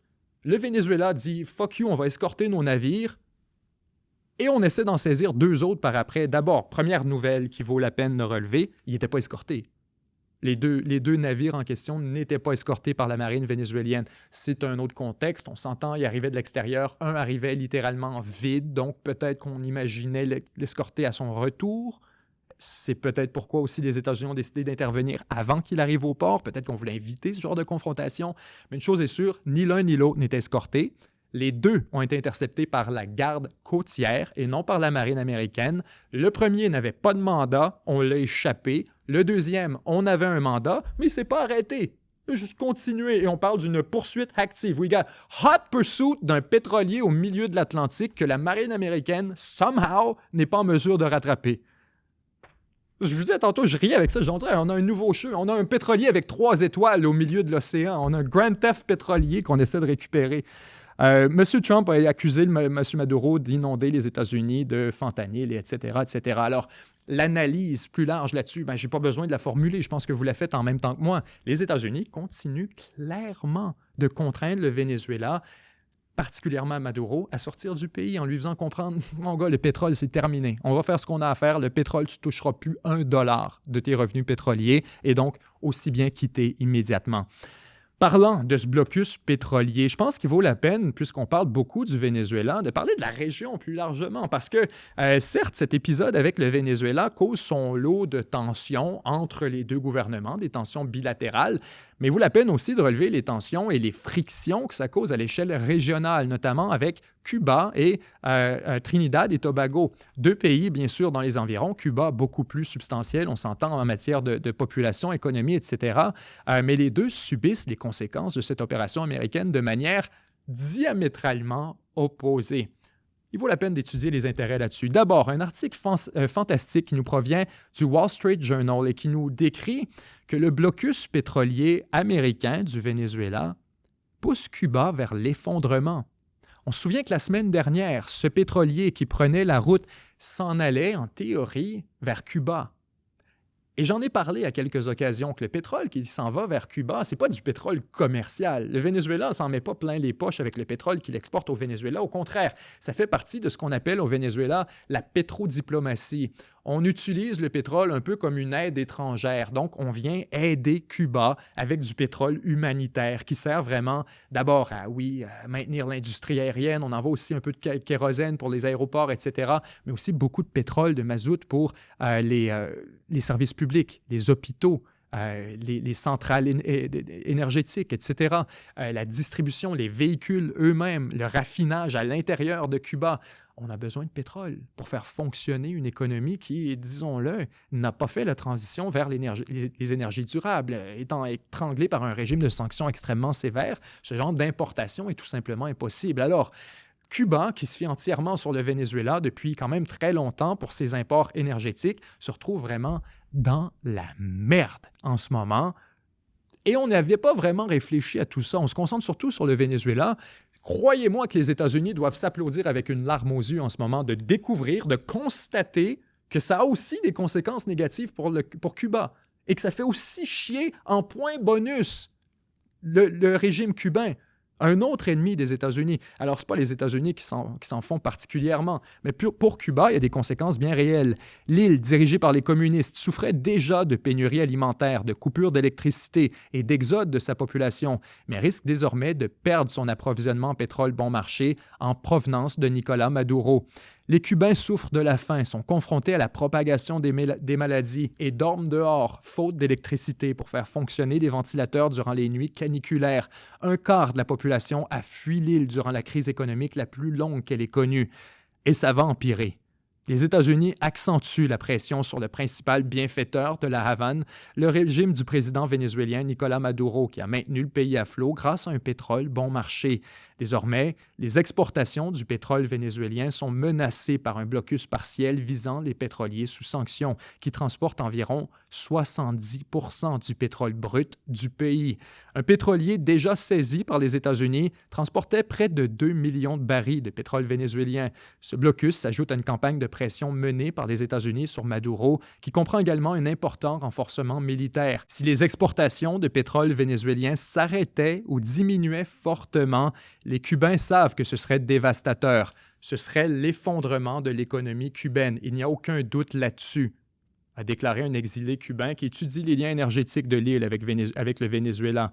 Le Venezuela est vital pour l'économie cubaine depuis 1999, date à laquelle Hugo Chavez a décrit les deux pays comme unis dans un océan de bonheur. Cuba a dépêché au Venezuela des entraîneurs sportifs, des médecins et des agents de contre-espionnage chargés de débusquer les traîtres susceptibles de renverser le régime Chavez. En réponse, le Venezuela a expédié quotidiennement 100 000 barils de pétrole à Cuba. Il est donc question d'une somme considérable, environ 3 millions de barils de pétrole à chaque mois qui sont distribués. Les livraisons de pétrole, fortement subventionnées, sont tombées à 30 000 barils par jour. Des agents des services de renseignement cubains réputés pour leur efficacité sont toujours présents au Venezuela, où ils s'emploient à éliminer les officiers militaires et les responsables déloyaux au gouvernement Maduro. La forte dépendance de Cuba envers le Venezuela explique pourquoi le gouvernement communiste cubain met tout en œuvre pour empêcher Maduro, qui a fait ses études à Cuba, d'être contraint de quitter le pouvoir. Alors d'un côté, vous avez Cuba qui travaille très fort et qui fait tout en son possible pour maintenir Maduro et Chavez au pouvoir. Par cette collaboration économique, on a un avantage énorme. On reçoit du pétrole à bon marché et c'est ce qui maintient Cuba sur, si on veut, le respirateur artificiel. Alors, on lui envoie des agents de renseignement. C'est un cadeau qu'on fait au Venezuela. On dit, on tient tellement à ce que tu restes au pouvoir, on va t'aider à trouver les militaires déloyaux, les généraux, les gens de la société civile qui pourraient peut-être essayer de te renverser. On va venir essentiellement ta propre CIA. On va aller travailler pour tes intérêts parce que c'est dans notre intérêt que tu restes au pouvoir. Inversement, de l'autre côté, on a un article fantastique qui est paru dans la version espagnole du New York Times. Ceux qui consultent le New York Times, je vous invite parfois à consulter la version espagnole ou encore même, surtout l'espagnol, je vous dirais qu'il est vraiment la meilleure, là, parce que vous avez accès à des nouvelles très intéressantes pour ce qui est de l'Amérique latine. Ici, on apprend notamment que Trinité et Tobago autorise l'installation d'un radar américain sur son territoire. La petite île de Trinité et Tobago. On vous place la carte à l'écran en ce moment. Vous allez comprendre d'abord qu'il est déjà, si je me souviens bien, où est-ce que c'est à Curaçao? On a 2 installations militaires américaines dans les environs. Si je me souviens bien, c'est à Aruba et juste à côté. Mais certainement à Aruba, vous avez des installations américaines. Et cette fois, on s'installe à Trinité et Tobago pour un radar sur son territoire. Et l'histoire en tant que telle, je trouve, est très intéressante parce que ça nous en dit long aussi sur les prérogatives. Les habitants vivant près du nouvel aéroport du quartier côtier de Crown Point ont passé la dernière semaine à entendre le rugissement assourdissant d'énormes avions militaires américains qui, selon eux, arrivaient en pleine nuit. Ils se sont réveillés le 28 novembre et ont vu une mystérieuse grande machine rotative pointant vers le ciel. Un habitant s'est demandé s'il s'agissait d'une bombe. L'appareil s'est avéré être un capteur mobile de pointe à longue portée sous le nom de Gator, ou radar terrestre aérien orienté mission appartenant aux Marines américains et d'une valeur de plusieurs dizaines de millions de dollars. La tentative de fournir un outil militaire à Trinité et Tobago, quelques jours seulement après la visite du chef d'état-major américain, est devenue un point de friction majeur dans un débat houleux sur l'implication de Trinité et Tobago dans l'escalade du conflit entre l'administration Trump et le Venezuela voisin. Tobago, une petite île de 60 000 habitants située au large de la côte nord de Trinité et Tobago, se trouve à environ 70 000 nautiques du Venezuela, donc tout juste 120 quelques kilomètres, presque 130 kilomètres du Venezuela. La première ministre de Trinité et Tobago, qui a exprimé son soutien indéfectible aux attaques américaines meurtrières contre des navires au large du Venezuela, a fourni des explications contradictoires quant au déploiement des troupes américaines sur l'île. Les critiques craignent que, dans sa volonté d'attirer les faveurs du président Trump, le gouvernement trinidadien n'a exposé le pays à des attaques. Le gouvernement de Trinité-Tobago a annoncé lundi qu'il autoriserait l'armée américaine à utiliser ses aéroports. Essentiellement, le pays se transforme en une île, en une base militaire à ciel ouvert au profit des Américains. Alors, vous avez le droit d'utiliser nos bases aériennes et nos aéroports comme bases aériennes, et vous avez le droit de déployer des systèmes radars très avancés pour espionner littéralement sur le Venezuela. On pourrait se dire, mais pourquoi Trinité-Tobago s'implique là-dedans? Mais vous voyez la nature diamétralement opposée des intérêts entre Cuba, qui a un intérêt à ce que Maduro et, disons, la révolution Chavez reste au pouvoir au Venezuela, et inversement, un pays comme Trinité-Tobago qui a tout intérêt à ce qu'il tombe. Parce que, faisons de la géopolitique très pure ici. Vous avez affaire à un micro-pays de 60 000 habitants versus une puissance gigantesque de quelques 28 millions d'habitants, qui est le Venezuela. Manifestement, naturellement, le Venezuela a toujours été la puissance dominante dans l'espace régional en Amérique latine. Ça, c'est tout à fait compréhensible. C'est par la force des choses. Ça a été le centre de gravité de la région. À partir du moment où il est placé sous sanction, où il n'y a plus moyen de faire du commerce avec les États de la région, où il n'y a plus moyen d'exporter du pétrole, il n'y a plus moyen d'avoir des ententes diplomatiques, il n'y a plus moyen d'avoir rien que de la collaboration et de la coordination avec ce géant autour de qui toute la région orbite. C'est profondément nuisible. Profondément nuisible. À moins que vous soyez bien sûr un de ses alliés, comme Cuba. Alors on veut rester tout près de ce régime parce qu'on le considère comme une extension de soi-même. Mais pour ce qui est des autres pays de la région, ils aimeraient beaucoup plus avoir un Venezuela économiquement fort.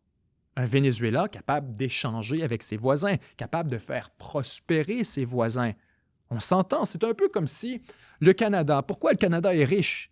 Le Canada est riche parce qu'il est directement à la porte des États-Unis, avec qui a configuré l'essentiel de ses relations économiques, commerciales et qu'on a été en mesure d'en tirer une richesse considérable. C'est un marché incroyable sur lequel on peut déverser nos produits, fournir des services, que ce soit en renseignement, que ce soit en informatique, que ce soit en journalisme, en ce que vous voulez. Il y a des services qui sont fournis de part et d'autre de la frontière, en assurance, en Internet, en ce que vous voulez. Même chose pour ce qui est de Trinité-Tobago. Son mandat, sa destinée, c'est toujours de rester en orbite du Venezuela et de son économie. Plus forte est l'économie du Venezuela, plus elle est connectée, plus elle est assise à la table des nations avec les autres pays, mieux c'est pour tout le monde qui sont autour. C'est comme si les États-Unis étaient sous sanction à tour de bras à cause de quelque chose qu'ils ont fait et que, imaginons un monde à l'envers où la Chine sont les États-Unis en termes de puissance géopolitique et la Chine impose des sanctions aux États-Unis et les empêche de faire du commerce avec tout le monde, y compris avec le Canada. Et si nous, on décide de faire du commerce avec les États-Unis, on se fait punir. Naturellement, on va vouloir renverser ce gouvernement, on va vouloir lever les sanctions sur les États-Unis, puis on va vouloir revenir à une forme de stabilité, de normalité. Alors, on se parlait la semaine dernière de la dimension sécuritaire, à dire, il y en a plusieurs qui sont inquiets de l'enjeu stabilité, à dire de quoi ça va avoir l'air dans l'éventualité d'une chute du gouvernement vénézuélien. Est-ce que ça pourrait nuire à nos intérêts? Est-ce que ça pourrait créer de l'instabilité? Il y a aussi l'enjeu de la connectivité économique. On veut retrouver ce centre de gravité qui a permis à la région entière de s'enrichir, alors que depuis des années, le Venezuela est essentiellement mis en punition. C'est tout le monde autour qui perd un partenaire économique très productif aussi, normalement. On continue du côté toujours de l'Europe. Cette fois, on fait un retour rapide sur ce qui s'est passé dans les dernières semaines en lien avec l'argent pour l'Ukraine. On se souvient, dans les dernières semaines, on se mentionnait ce conflit, on peut parler d'un conflit vraiment entre les diverses puissances européennes par rapport à l'aide de l'Ukraine. On parlait d'un prêt potentiel d'environ 130-150 milliards de dollars, d'euros plutôt, en fonction des besoins de l'Ukraine. Il est important de le comprendre. À l'heure où on se parle, le financement de l'Ukraine, ce qui est déjà attaché, arrive à échéance à peu près au printemps. Mars, avril, on n'aurait plus d'argent pour l'Ukraine du tout. Alors déjà en ce moment, on réfléchit sérieusement à dire comment on va récupérer, si on veut, comment on va prendre le relais à ce moment. La grande question, c'était de savoir qui paierait pour ce financement. Longtemps, on voulait utiliser l'argent qu'il y avait de gelé, l'argent de la Russie, l'argent qui était gelé dans les comptes européens, notamment en Belgique, pour émettre un prêt à l'Ukraine. Et on dirait, une fois que la Russie aura remboursé les réparations, on pourra lui redonner l'argent qu'on a gelé. Donc essentiellement, on voulait payer avec l'argent de la Russie. Cette fois, suite à l'opposition, on l'a relevé à la revue de presse, d'abord de la Belgique, mais aussi à la conduite extraordinaire de la Belgique en matière de conduite des relations étrangères dans les dernières semaines. Parce que la Belgique n'est pas un poids lourd, mais la Belgique a quand même été en mesure de cogner à la porte de tous ses alliés dans l'espace européen pour les convaincre d'adopter sa position ou au minimum de modérer la leur au regard des intérêts belges. Et ça, c'est spectaculaire. Normalement, la Belgique aurait dû se faire piler dans le visage lorsqu'il est question d'imposer ses propres petits caprices à de l'aide à l'Ukraine. Et pourtant, c'est l'inverse qui s'est produit.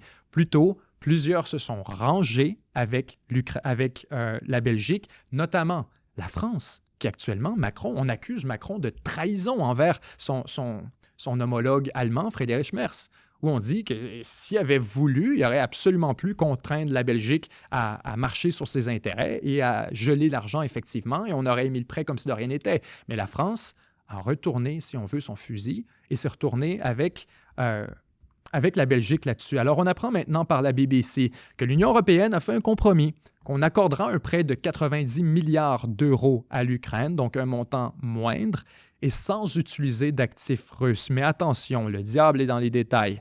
Les dirigeants de l'Union européenne ont conclu un accord tard dans la nuit pour prêter à l'Ukraine 90 milliards d'euros, 105 milliards de dollars au cours des 2 prochaines années. Après avoir échoué à s'entendre sur l'utilisation des avoirs russes, l'Ukraine devrait se retrouver à court de liquidités d'ici le printemps prochain, effectivement. Et le président du Conseil européen a déclaré que le prêt ne serait remboursé que lorsque la Russie aurait versé des réparations pour sa guerre à grande échelle. Alors encore une fois, quand je faisais un drôle de compromis, c'est qu'on a dit « OK, on ne prend pas l'argent de la Russie, mais cet argent, le remboursement, il est encore contingent des réparations de la Russie. » Et c'est ce qu'on disait au départ. On disait, on va prendre l'argent de la Russie, mettons, on dit 130 milliards, on prend 130 milliards, on te le donne.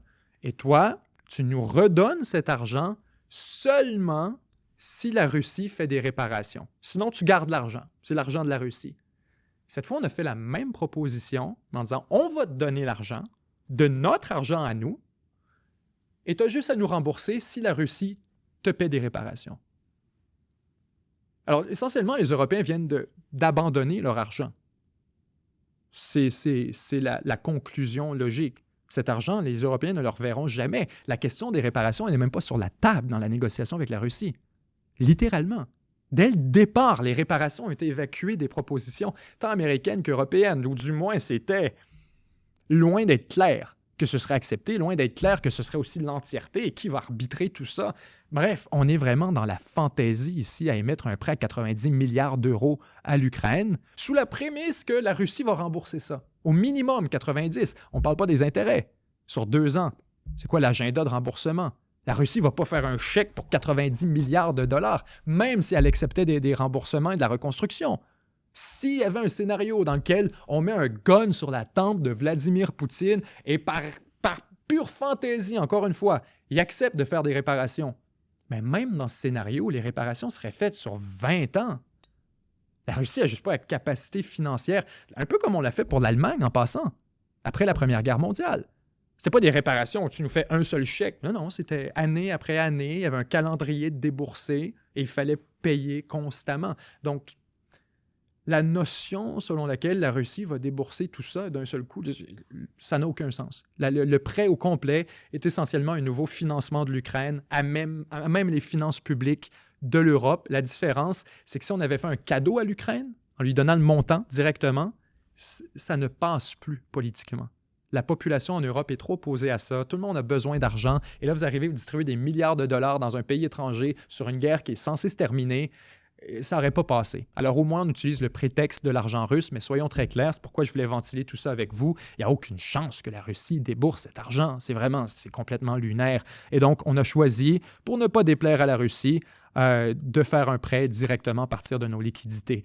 Parlant de la Russie, une nouvelle intéressante cette semaine qu'il faut prendre avec un grain de sel parce que j'ai un gros soupçon de qui ça nous provient. On apprend par 2 agences de renseignement. On ne nous dit pas lesquelles. L'Ukraine et les Britanniques. Je vais le dire, c'est probablement les Ukrainiens et les Britanniques. Mais on ne nous dit pas. 2 agences de renseignement auraient de l'information, comme quoi la Russie serait en mesure d'attaquer les satellites Starlink de Elon Musk. Et là-dessus, comme je dis, il faut le faire avec un grain de sel, parce qu'on nous le titre en nous disant on a la capacité de le faire, et en faisant la lecture de l'article ici qui nous provient de l'Associated Press, on comprend que la Russie travaillerait peut-être sur une technologie qu'on n'est pas sûr c'est quoi, qui aurait peut-être dans un jour la capacité de détruire des satellites Starlink. C'est très incertain. 2 services de renseignement de pays membres de l'OTAN soupçonnent la Russie de développer une nouvelle arme anti-satellite destinée à cibler la constellation Starlink d'Elon Musk avec des nuages orbitaux destructeurs de fragments dans le but de freiner la supériorité spatiale occidentale qui a aidé l'Ukraine sur le champ de bataille. On dit autrement dit, ces Starlink sont très utiles à l'effort de guerre ukrainien. Ça ferait bien de pouvoir s'en débarrasser. D'après les renseignements consultés par l'Associated Press, cette arme dite à effet de zone viserait à inonder les orbites Starlink de centaines de milliers de projectiles à haute densité. Essentiellement, l'exemple qu'on reprend un peu plus loin, c'est comme si on prenait une boîte de BB en métal et qu'on la faisait exploser dans le ciel. Ces milliers de petites microparticules de quelques millimètres seraient suffisants pour saturer le champ de vision, le champ de radar des Starlink et empêcheraient donc la collecte de renseignements, d'informations, d'images, etc. Les analystes qui ont pris connaissance des résultats disent douter qu'une arme puisse fonctionner sans provoquer un chaos incontrôlable dans l'espace pour les entreprises et les pays, notamment la Russie et son allié, la Chine, qui dépendent de milliers de satellites en orbite pour les communications, la défense et d'autres besoins vitaux. De telles répercussions, notamment les risques pour ses propres systèmes spatiaux, pourraient dissuader Moscou de déployer ou d'utiliser une telle arme. Je n'y crois pas. Vraiment pas, a déclaré Victoria Sanson, spécialiste de la sécurité spatiale à la Secure World Foundation. Franchement, je serais très surprise qu'il fasse une chose pareille. Mais le commandement de la division spatiale des forces armées canadiennes, le brigadier général Christopher Horner, a déclaré que de tels travaux russes ne pouvaient être exclus à la lumière des allégations américaines. Je ne peux pas dire avoir été informé de ce type de système. Moi, je ne le sais pas, mais ce n'est pas improbable. Si les informations concernant le système d'armes nucléaires sont exactes et qu'ils sont prêts à le développer et aller jusqu'à ce but, il ne me surprendrait pas qu'un système similaire, mais tout aussi destructeur, soit à leur portée. Le porte-parole du Kremlin n'a pas répondu aux sollicitations. La Russie a déjà appelé aux Nations unies à intervenir pour empêcher le développement d'armes nucléaires en orbite. Et ici, l'idée, rapidement, c'est d'envoyer littéralement des petites palettes de métal en orbite et le danger auquel on fait allusion, qu'on dit jamais la Russie ferait ça, c'est au danger de dommages collatéraux. dans l'éventualité où on envoie... il y a toujours cette question-là. S'il y avait un bris en orbite, un bris de quelque forme que ce soit par exemple un missile qui détruit un satellite ou tout simplement un satellite qui rentre en collision avec un autre, on a un danger très sérieux d'entraînement. Ou si vous avez essentiellement un satellite qui se détruit, il crée des centaines, sinon des milliers de fragments qui restent en orbite pendant des semaines, des mois, sinon des années, dépendamment de la mécanique orbitale en question, à quelle altitude on se trouvait, etc. C'était quoi la vélocité. Mais dans tous les scénarios, vous passez d'un satellite à plusieurs milliers, concrètement. Et le problème, c'est bien sûr que vous n'êtes pas tout seul sur cette adresse orbitale. Vous avez plusieurs satellites qui fréquentent les mêmes orbites. Et donc, s'il y a des débris, il y a un risque énorme d'entrer en contact avec un autre satellite qui lui cause ses propres débris, et ainsi de suite, jusqu'à transformer littéralement l'orbite planétaire, l'orbite terrestre, en un champ de détritus, un champ de déchets, de débris orbitaux qu'il faudrait des années à récupérer. Ça pourrait condamner pour toujours la capacité de l'humanité à envoyer des objets en orbite. C'est grave à ce point. C'est un phénomène qui est étudié depuis des années d'ailleurs, et c'est pourquoi, notamment, tant la Russie que la Chine, que les États-Unis, tout le monde est profondément opposé à l'idée d'envoyer quelque forme de munitions offensives en orbite. Parce qu'on se dit, une fois qu'elle y est, tu as une raison de la détruire. Ça devient une site parfaitement légitime. Alors on présume que les satellites, il ne faut pas toucher à ça. Cette fois, on nous dit la Russie non seulement a une arme qui pourrait créer des débris, mais encore plus, son arme en tant que telle, ce sont des débris. C'est ça l'arme, c'est d'envoyer des débris volontairement dans le ciel sans les contrôler, sans avoir de mécanisme pour les faire descendre à la surface. Alors beaucoup vont dire, ça me semble un peu stupide. Alternativement, vous en avez qui disent, c'est tout à fait possible. Effectivement, si la Russie voulait se débarrasser de Starlink, ce serait un des moyens de le faire. Maintenant, c'est que ça nuirait à tout le monde. Et ce qu'on nous dit ici, c'est que n'importe qui sera en mesure de savoir que c'est la Russie. Même si on n'a pas de preuves, on verrait à un moment donné 2 ou 3 satellites Starlink qui sont atteints, toujours dans le même scénario, on ferait 1 + 1 = 2.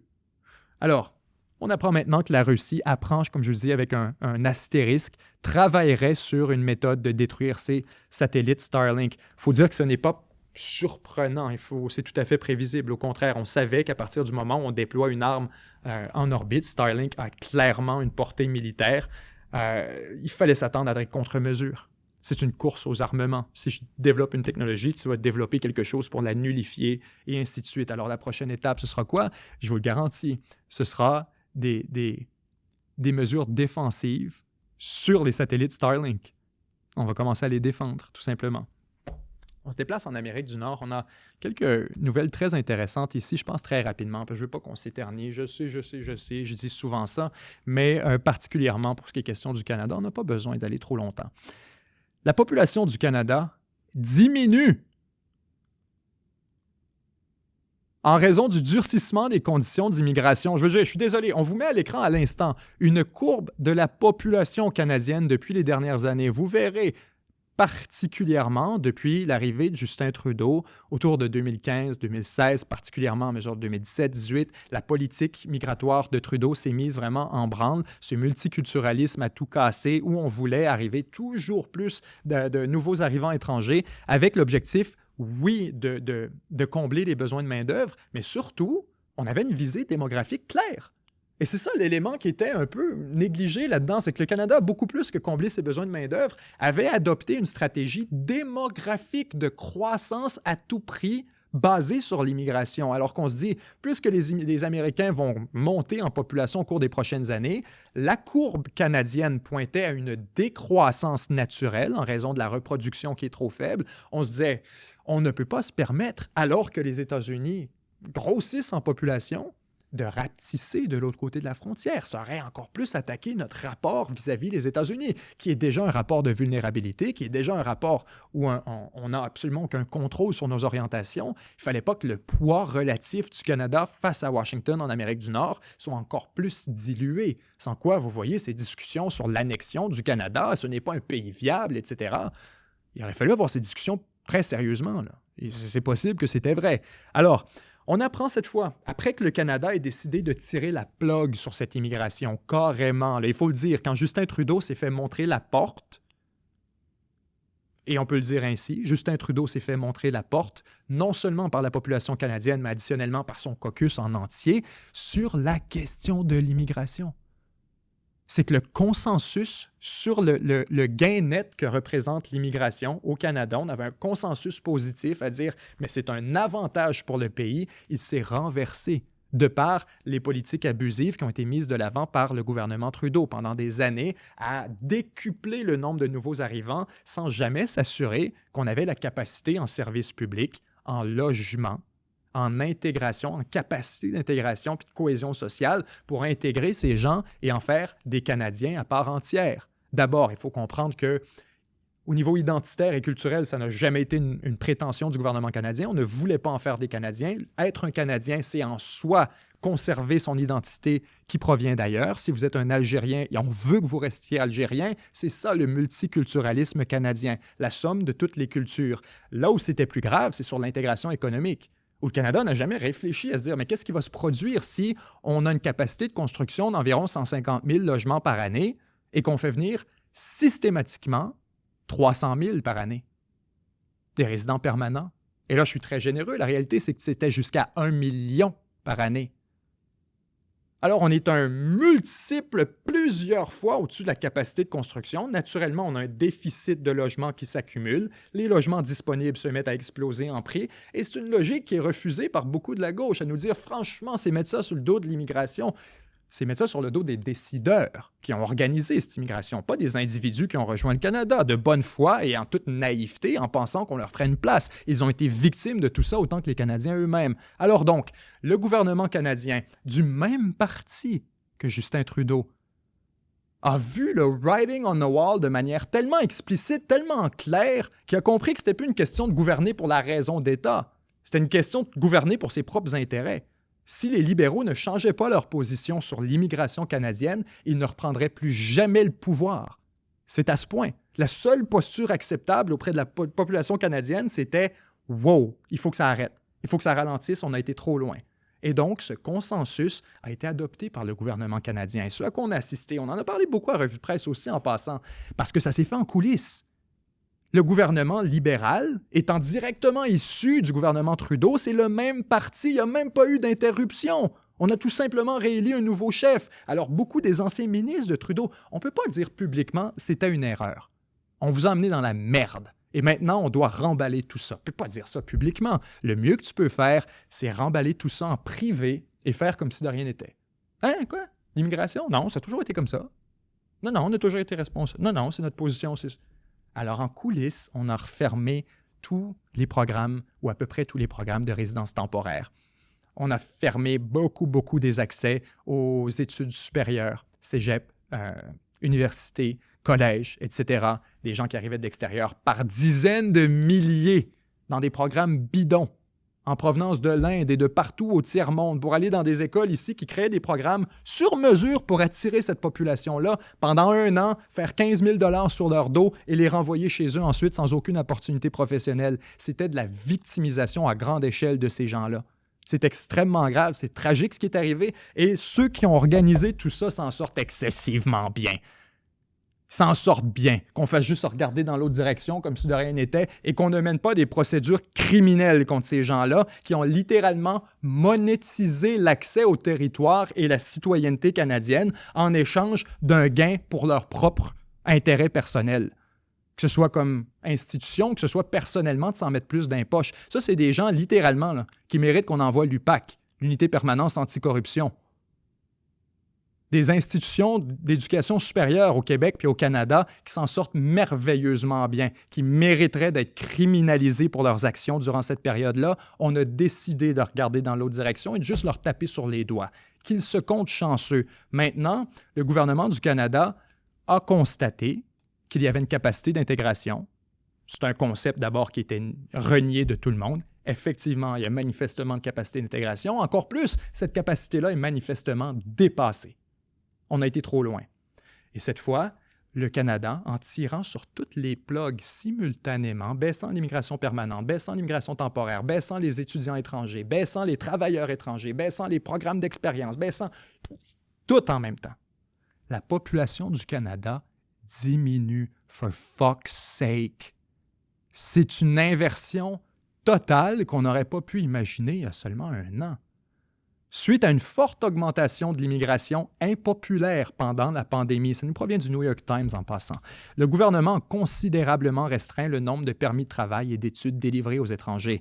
La population du Canada a diminué en raison d'une baisse de l'immigration, selon de nouvelles données de recensement, alors que le gouvernement fédéral tente de limiter le nombre d'étudiants internationaux autorisés à entrer au pays. On parle ici, et c'est un autre élément que je vais relever, la population du Canada s'élève désormais à un peu moins de 41,6 millions d'habitants, soit une baisse d'environ 76 000 personnes au cours du dernier trimestre, en 3 mois. Soyons clairs, on vient de construire 76 000 logements. Je suis désolé de le dire comme ça, mais c'est ce que ça veut dire. Vous avez 76 000 logements qui étaient occupés et qui se retrouvent libérés. Et en passant, ça provient directement de la stratégie de la Banque nationale du Canada qui a été recommandée au gouvernement du Canada pour réduire l'inflation. Parce que la Banque du Canada a dit à plusieurs occasions, écoutez, on fait notre possible, mais on n'a pas des outils à l'infini, on a un outil, et c'est l'outil monétaire. C'est les intérêts essentiellement, on peut monter, baisser les intérêts, that's it, that's all, c'est tout ce qu'on peut faire. Si toi, de ton côté, tu prends des mesures inflationnistes en tant que gouvernement, tu viens de nullifier nos efforts pour désinflationner tout ça. Et c'est ce que la Banque du Canada disait au gouvernement. Elle disait, nous, on fait tout pour réduire l'inflation, mais vous faites rentrer 500, puis 600, puis 800 000 personnes de plus par année. C'est sûr que ça crée de la demande. Ça crée de la demande pour les services, ça crée de la demande pour les logements, ça crée de la demande pour l'épicerie, pour la nourriture, pour l'essence, pour tous les systèmes d'approvisionnement qui sont actuellement à capacité.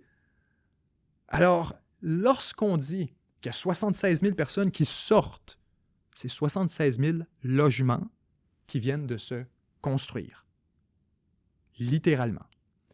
Alors, le Canada a choisi la porte de la sortie et c'est aussi une porte qui est un réajustement de trajectoire majeur. Vous comprenez que ça, là-dessus, on n'a pas encore l'information à savoir, mais qu'est-ce que le Canada est en train de faire en ce moment?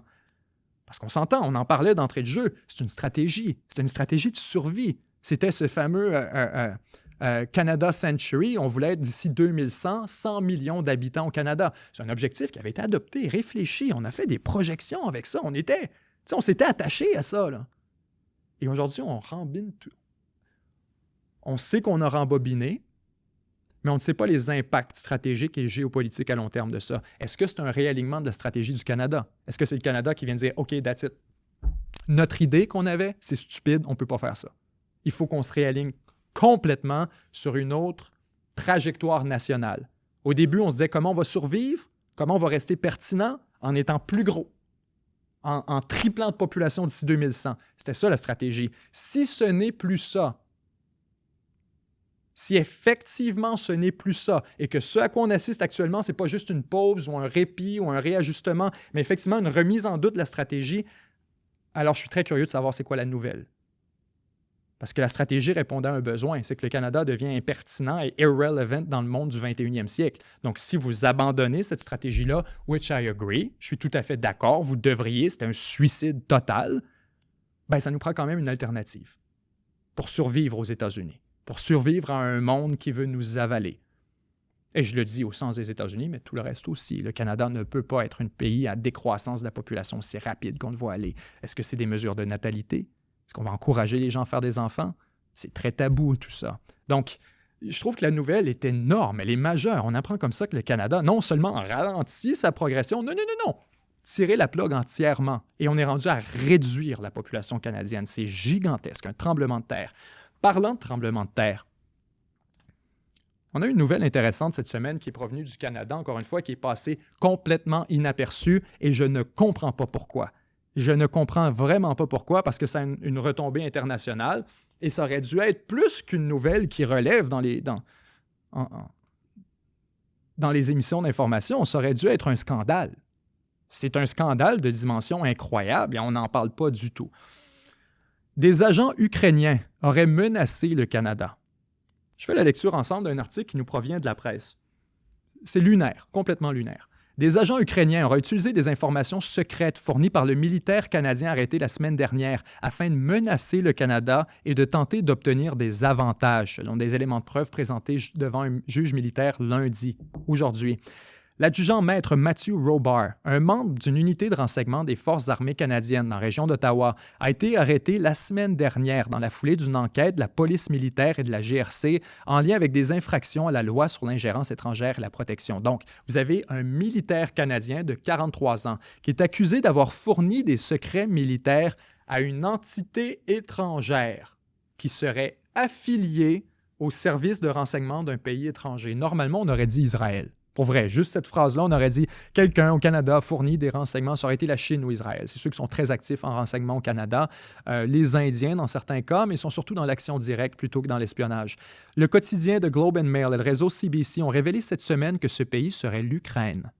Le ministère de la Défense a refusé de commenter l'information.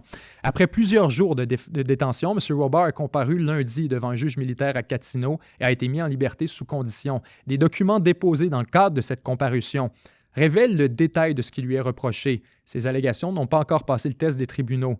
Les documents de la police militaire permettent de comprendre que l'adjudant-maître Robar est soupçonné d'avoir fourni à ses interlocuteurs ukrainiens un rapport canadien secret sur les problèmes constatés au sein des services de renseignement ukrainiens, ainsi que des plans de mouvement d'un allié du Canada. Autrement dit, ça devient déjà compliqué. Les renseignements canadiens, les espions canadiens, espionnaient sur l'Ukraine. Ils constataient des problèmes à l'intérieur des renseignements ukrainiens, peut-être des problèmes de corruption, d'efficacité, de logistique, peu importe. Mais on aurait un rapport là-dessus qui aurait été coulé aux Ukrainiens. Et additionnellement, des plans de mouvement d'un allié du Canada. Je vous mettrai ma main au feu, qui est question des plans de mouvement de l'Allemagne qui ont été publiés au cours des dernières semaines dans une fuite d'informations. On a appris exactement comment l'Allemagne était censée déployer, comment on utiliserait l'Allemagne essentiellement comme transit terrestre dans l'éventualité d'un conflit avec la Russie. C'était quand même gros. C'était quand même gros comme fuite d'informations et on se demandait d'où ça venait. Je suis pas mal certain que c'est de quoi il est question. Il aurait aussi révélé l'identité d'un militaire canadien impliqué dans la collecte secrète de renseignements dont l'identité devait demeurer confidentielle. Autrement dit, il a outé un agent secret canadien. Selon la preuve, M. Robar communiquait notamment avec ses interlocuteurs par Signal sur son téléphone. L'application de messagerie cryptée, c'est ce que j'utilise aussi. Toujours selon ces documents présentés au juge, les interlocuteurs de M. Robar ont ensuite fait valoir qu'ils étaient en possession d'informations sensibles et ont tenté de les utiliser pour faire pression sur le Canada afin qu'ils soutiennent les intérêts de leurs services de renseignement. Ils auraient notamment menacé, tenez-vous bien, de dévoiler certains secrets canadiens dans les médias. Bien que le Canada n'a pas cédé aux menaces de l'entité étrangère, la conduite de Robar a tout de même donné un rapport de force au Canada. Lui a tout de même donné un rapport de force face au Canada, pardon. Ce qui est intéressant ici, c'est que je reviens sur le paragraphe précédent. On nous dit « On a tenté d'utiliser les informations pour faire pression sur le Canada. On a menacé le Canada qu'on allait publier les informations sans quoi dans les médias. Et le Canada a refusé de collaborer. » Est-ce que c'était effectivement le plan de mouvement qu'on a publié? C'est un plan de mouvement qui impliquait tout le temps essentiellement. C'est un plan qui disait, dans l'éventualité d'un conflit avec la Russie, il va falloir qu'on se rende au conflit, qu'on se rende à la ligne de front. On a beaucoup d'équipements, on a des chars, on a des... Comment on fait pour se rendre? Quelle route on prend? Quel pont on emprunte? Est-ce qu'il est assez fort? Est-ce qu'il est assez large? Est-ce que ces questions-là sont super importantes? Et ça s'est retrouvé de publier dans les médias. Exactement au même moment où on apprend que ce fameux plan de mouvement aurait fait partie des documents et qu'on aurait fait du chantage. Et ensuite, il se retrouve publié. Et on sait que le Canada n'a pas obtempéré aux demandes de l'Ukraine. Est-ce que c'est l'Ukraine qui a publié ça? C'est ma question. Est-ce que l'Ukraine vient de mettre l'OTAN au complet dans la merde parce qu'elle est fâchée qu'on n'avait pas donné ce qu'elle voulait pour rejoindre l'OTAN, justement? Ça sent extrêmement mauvais, tout ça. Mais attendez, on continue. Bien que le Canada n'a pas cédé, la conduite lui a donné un rapport de force face au Canada. Une diplomate utilisée comme couverture. Selon l'enquête, M. Robar a commencé à avoir des contacts avec des représentants de cette entité étrangère vers 2023 dans le but de mettre sur pied un projet commun, non conventionnel, qui impliquait des techniques sensibles. Autrement dit, on voulait collaborer avec les services de renseignement ukrainiens. Malgré des demandes répétées de l'adjudant-maître, le projet, dont la nature exacte n'a pas été dévoilée, n'a jamais été approuvé. la hiérarchie des Forces armées canadiennes ont entendu projet de cette potentielle collaboration et ont dit non, no way, on n'embarque pas là-dedans. Mais l'adjudant-maître aurait continué la collaboration contre l'avis de ses supérieurs et aurait donc entré dans une relation avec eux à ce moment pour leur fournir des documents. Mais ce qui est fascinant là-dedans, ce que je trouve absolument scandaleux et qu'on ne relève pas assez, c'est qu'au-delà du fait que l'Ukraine est active dans le renseignement au Canada, au-delà du fait qu'elle a entretenu une relation où on a essayé d'extraire des informations de la part d'un membre des Forces armées canadiennes. C'est beaucoup plus que ça. Question d'un allié du Canada qui voit financer son effort de guerre à coût de milliards de dollars par de l'argent canadien, au détriment des besoins du Canada en matière d'armée et de services publics et tout. On en a besoin de cet argent-là. Il est envoyé en Ukraine. Et en retour, le Canada se fait payer par cet allié en question par des activités d'infiltration, de subversion et de chantage à partir d'informations secrètes qui auraient récolté justement dans le cadre de cette opération contre la Russie, pendant qu'on est en train de t'aider, pendant qu'on est actif justement à essayer de mieux comprendre l'Ukraine puis à venir en aide. On produit un rapport là-dessus et ce qu'on apprend, c'est que l'Ukraine est active à aller récupérer de l'information dans l'armée canadienne pour la publier dans les médias en échange de concessions.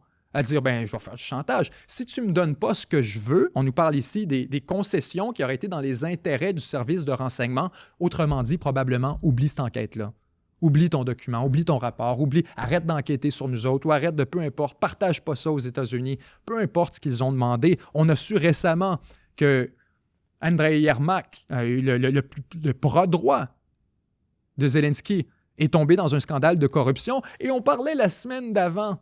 Justement, je vous avais relevé ça à la revue de presse de cet article du Wall Street Journal allégué par Tucker Carlson qui disait « Attention, le Wall Street Journal possède de l'information en ce moment qui embarrasse l'Ukraine, qui va faire tomber Andrei Yermak, mais on n'en parle pas parce qu'on veut le protéger jusqu'à la fin de la guerre. » Il est possible, effectivement, que le Canada avait de l'information, qu'on a décidé de ne pas parler de tout ça. Et là, les Ukrainiens se mettent la main et décident d'embarrasser le Canada en échange de concessions stratégiques, diplomatiques, géopolitiques. Écoutez, on est déjà en train de financer l'Ukraine à coût de milliards de dollars. Au strict minimum, tout ça aurait exigé, mandaté, commandé une réaction de la part du ministère des Affaires étrangères, d'Affaires mondiales Canada en l'occurrence, additionnellement, et surtout, ça aurait demandé, exigé une convocation de l'ambassadeur ukrainien à Ottawa.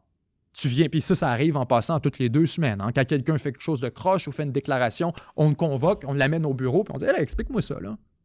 Explique-moi cette histoire-là. Là. Tu as des explications à me donner. » Aucune convocation, aucune déclaration, ni d'Affaires mondiales Canada, ni même du bureau du premier ministre, ni même du bureau de la Défense nationale. Personne ne dit quoi que ce soit. C'est un mutisme total qui, à mon avis, est entièrement attribuable à une hypocrisie due à la guerre en Ukraine. C'est notre allié, on se bouche le nez, on regarde dans l'autre direction et on ne veut surtout pas dire publiquement qu'ils sont en train d'espionner sur le Canada en échange et d'utiliser ces informations dans du chantage puis de l'extorsion. Intéressante histoire. Je ne vais pas m'éterniser trop longtemps. On a très rapidement ici les États-Unis qui envoient un envoyé spécial au Danemark. Donc, les prétentions des États-Unis, et le Danemark est en colère. Le Danemark est comme... Les États-Unis ont 3 ou 4 envoyés spéciaux. Il y en a un pour les négociations avec la Chine. Ils ont Steve Witkoff qui est très présent, notamment en Russie vis-à-vis de l'Ukraine, additionnellement avec Gaza, Moyen-Orient. Vous avez 3 ou 4 joueurs là, aux États-Unis qui sont envoyés comme envoyés spéciaux et qui sont essentiellement représentants du président pour ses priorités stratégiques. C'est tellement de priorités, je t'envoie une extension de moi-même, un envoyé spécial. Son seul mandat, c'est de travailler sur cette question-là. On avait le Moyen-Orient, l'Ukraine, on a le Venezuela, on en a quelques-unes comme ça, négociations avec la Chine. On en ajoute un nouveau. Parmi les priorités stratégiques américaines, la prise du Danemark, la prise du Groenland. Alors que les États-Unis, mettant en colère le Danemark, envoient maintenant un nouvel envoyé spécial, non pas au Danemark, mais au Groenland. Une île de quelques dizaines de milliers d'habitants se retrouve maintenant avec un envoyé spécial et le Danemark donc est très frustré de cette situation, le voyant comme de l'ingérence. Additionnellement, une autre nouvelle que j'ai trouvée curieuse et je veux le relever avant qu'on quitte, vous avez l'administration Trump qui a bloqué ou mis sur pause plutôt, suspendu 5 projets d'énergie éolienne. Et la raison est pour le moins curieuse, parce que ça cause du clutter radar. Parce que ça cause essentiellement des déchets radar. On pourrait dire de l'obstruction. Les États-Unis essaient de voir ce qui se passe sur leurs côtes et apparemment que les installations d'éoliennes en haute mer seraient hautement problématiques pour le renseignement à partir du radar. Donc, les États-Unis en sont littéralement, pour des raisons de sécurité nationale, prétextées, à mettre sur pause ou à fermer, interrompre entièrement des projets de développement à coût de milliards de dollars. Il faut comprendre, ce n'est pas étranger non plus aux prérogatives politiques, électorales de Donald Trump, qui favorise beaucoup l'industrie des hydrocarbures. C'est un cadeau incroyable qu'il vient de leur faire en disant, vous savez, cette industrie naissante qui commence tout juste à apparaître ici sur nos côtes, on la tue pour toujours. Et là, tant qu'il n'y a pas de certitude sur la question du radar, vous comprendrez qu'il n'y aura pas d'investissement dans l'industrie éolienne offshore. Ça n'arrivera plus tant qu'on n'a pas la certitude et l'assurance que les sites en question ne causent pas d'obstruction pour des raisons de sécurité nationale. Alors, très curieux.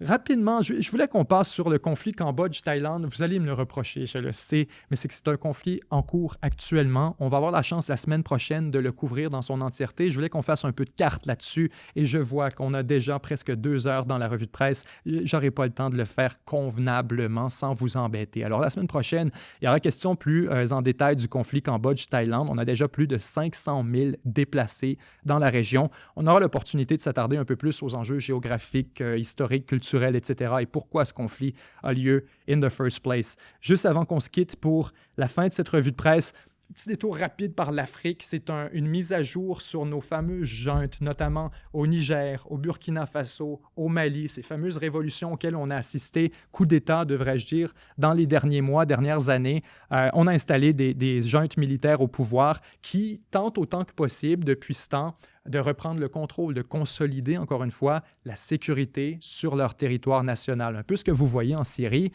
On pourrait dire c'est semblable pour ce qui est du Sahel, où on a des groupes terroristes, djihadistes le plus souvent, qui opèrent sur le territoire national et dont le gouvernement est incapable de se débarrasser, tellement que les armées ont décidé de renverser leur gouvernement et de le faire eux-mêmes. Maintenant, ça a été très difficile. On a eu quand même des affrontements majeurs, de la difficulté à rétablir cette fameuse autorité sur le territoire. Et donc, en réponse à cette campagne qui fait un peu du surplace, on apprend que les 3 pays, le Mali, le Burkina Faso et le Niger, vont former ensemble une force régionale conjointe. Sur une base aérienne de Bamako, au Mali, le chef de l'armée malienne, le général Assimi Goïta, a présidé une cérémonie marquant la création d'une force unifiée pour les pays du Sahel. Ces 3 pays sont tous dirigés par des juntes et sont en proie à une insurrection islamiste. Cette force est la dernière d'une série de mesures prises par le Burkina Faso, le Mali et le Niger pour parvenir à une intégration plus poussée. Alors les 3 qui créent maintenant une force intégrée entre les 3 pays pour défendre essentiellement les 3 territoires contre les incursions des groupes djihadistes. C'est un énorme progrès et c'est la première forme de convergence sérieuse qu'on voit entre ces 3 juntes qui ont eu la même idée, qui ont fait la même chose, avec des agendas semblables, sans vraiment coordonner leurs actions. Cette fois, on a une forme de coordination, de collaboration entre les deux, particulièrement sur la question sécuritaire. Ce sera très curieux de voir dans quelle direction ça ira. C'est déjà tout pour notre revue de presse de cette semaine. Je vous remercie 1000 fois d'avoir été avec nous. C'était Benjamin Tremblay et 7 jours sur Terre. On se revoit donc la semaine prochaine, même heure, même endroit. D'ici là, je vous aime, semez l'amour, partagez l'espoir. Bye bye.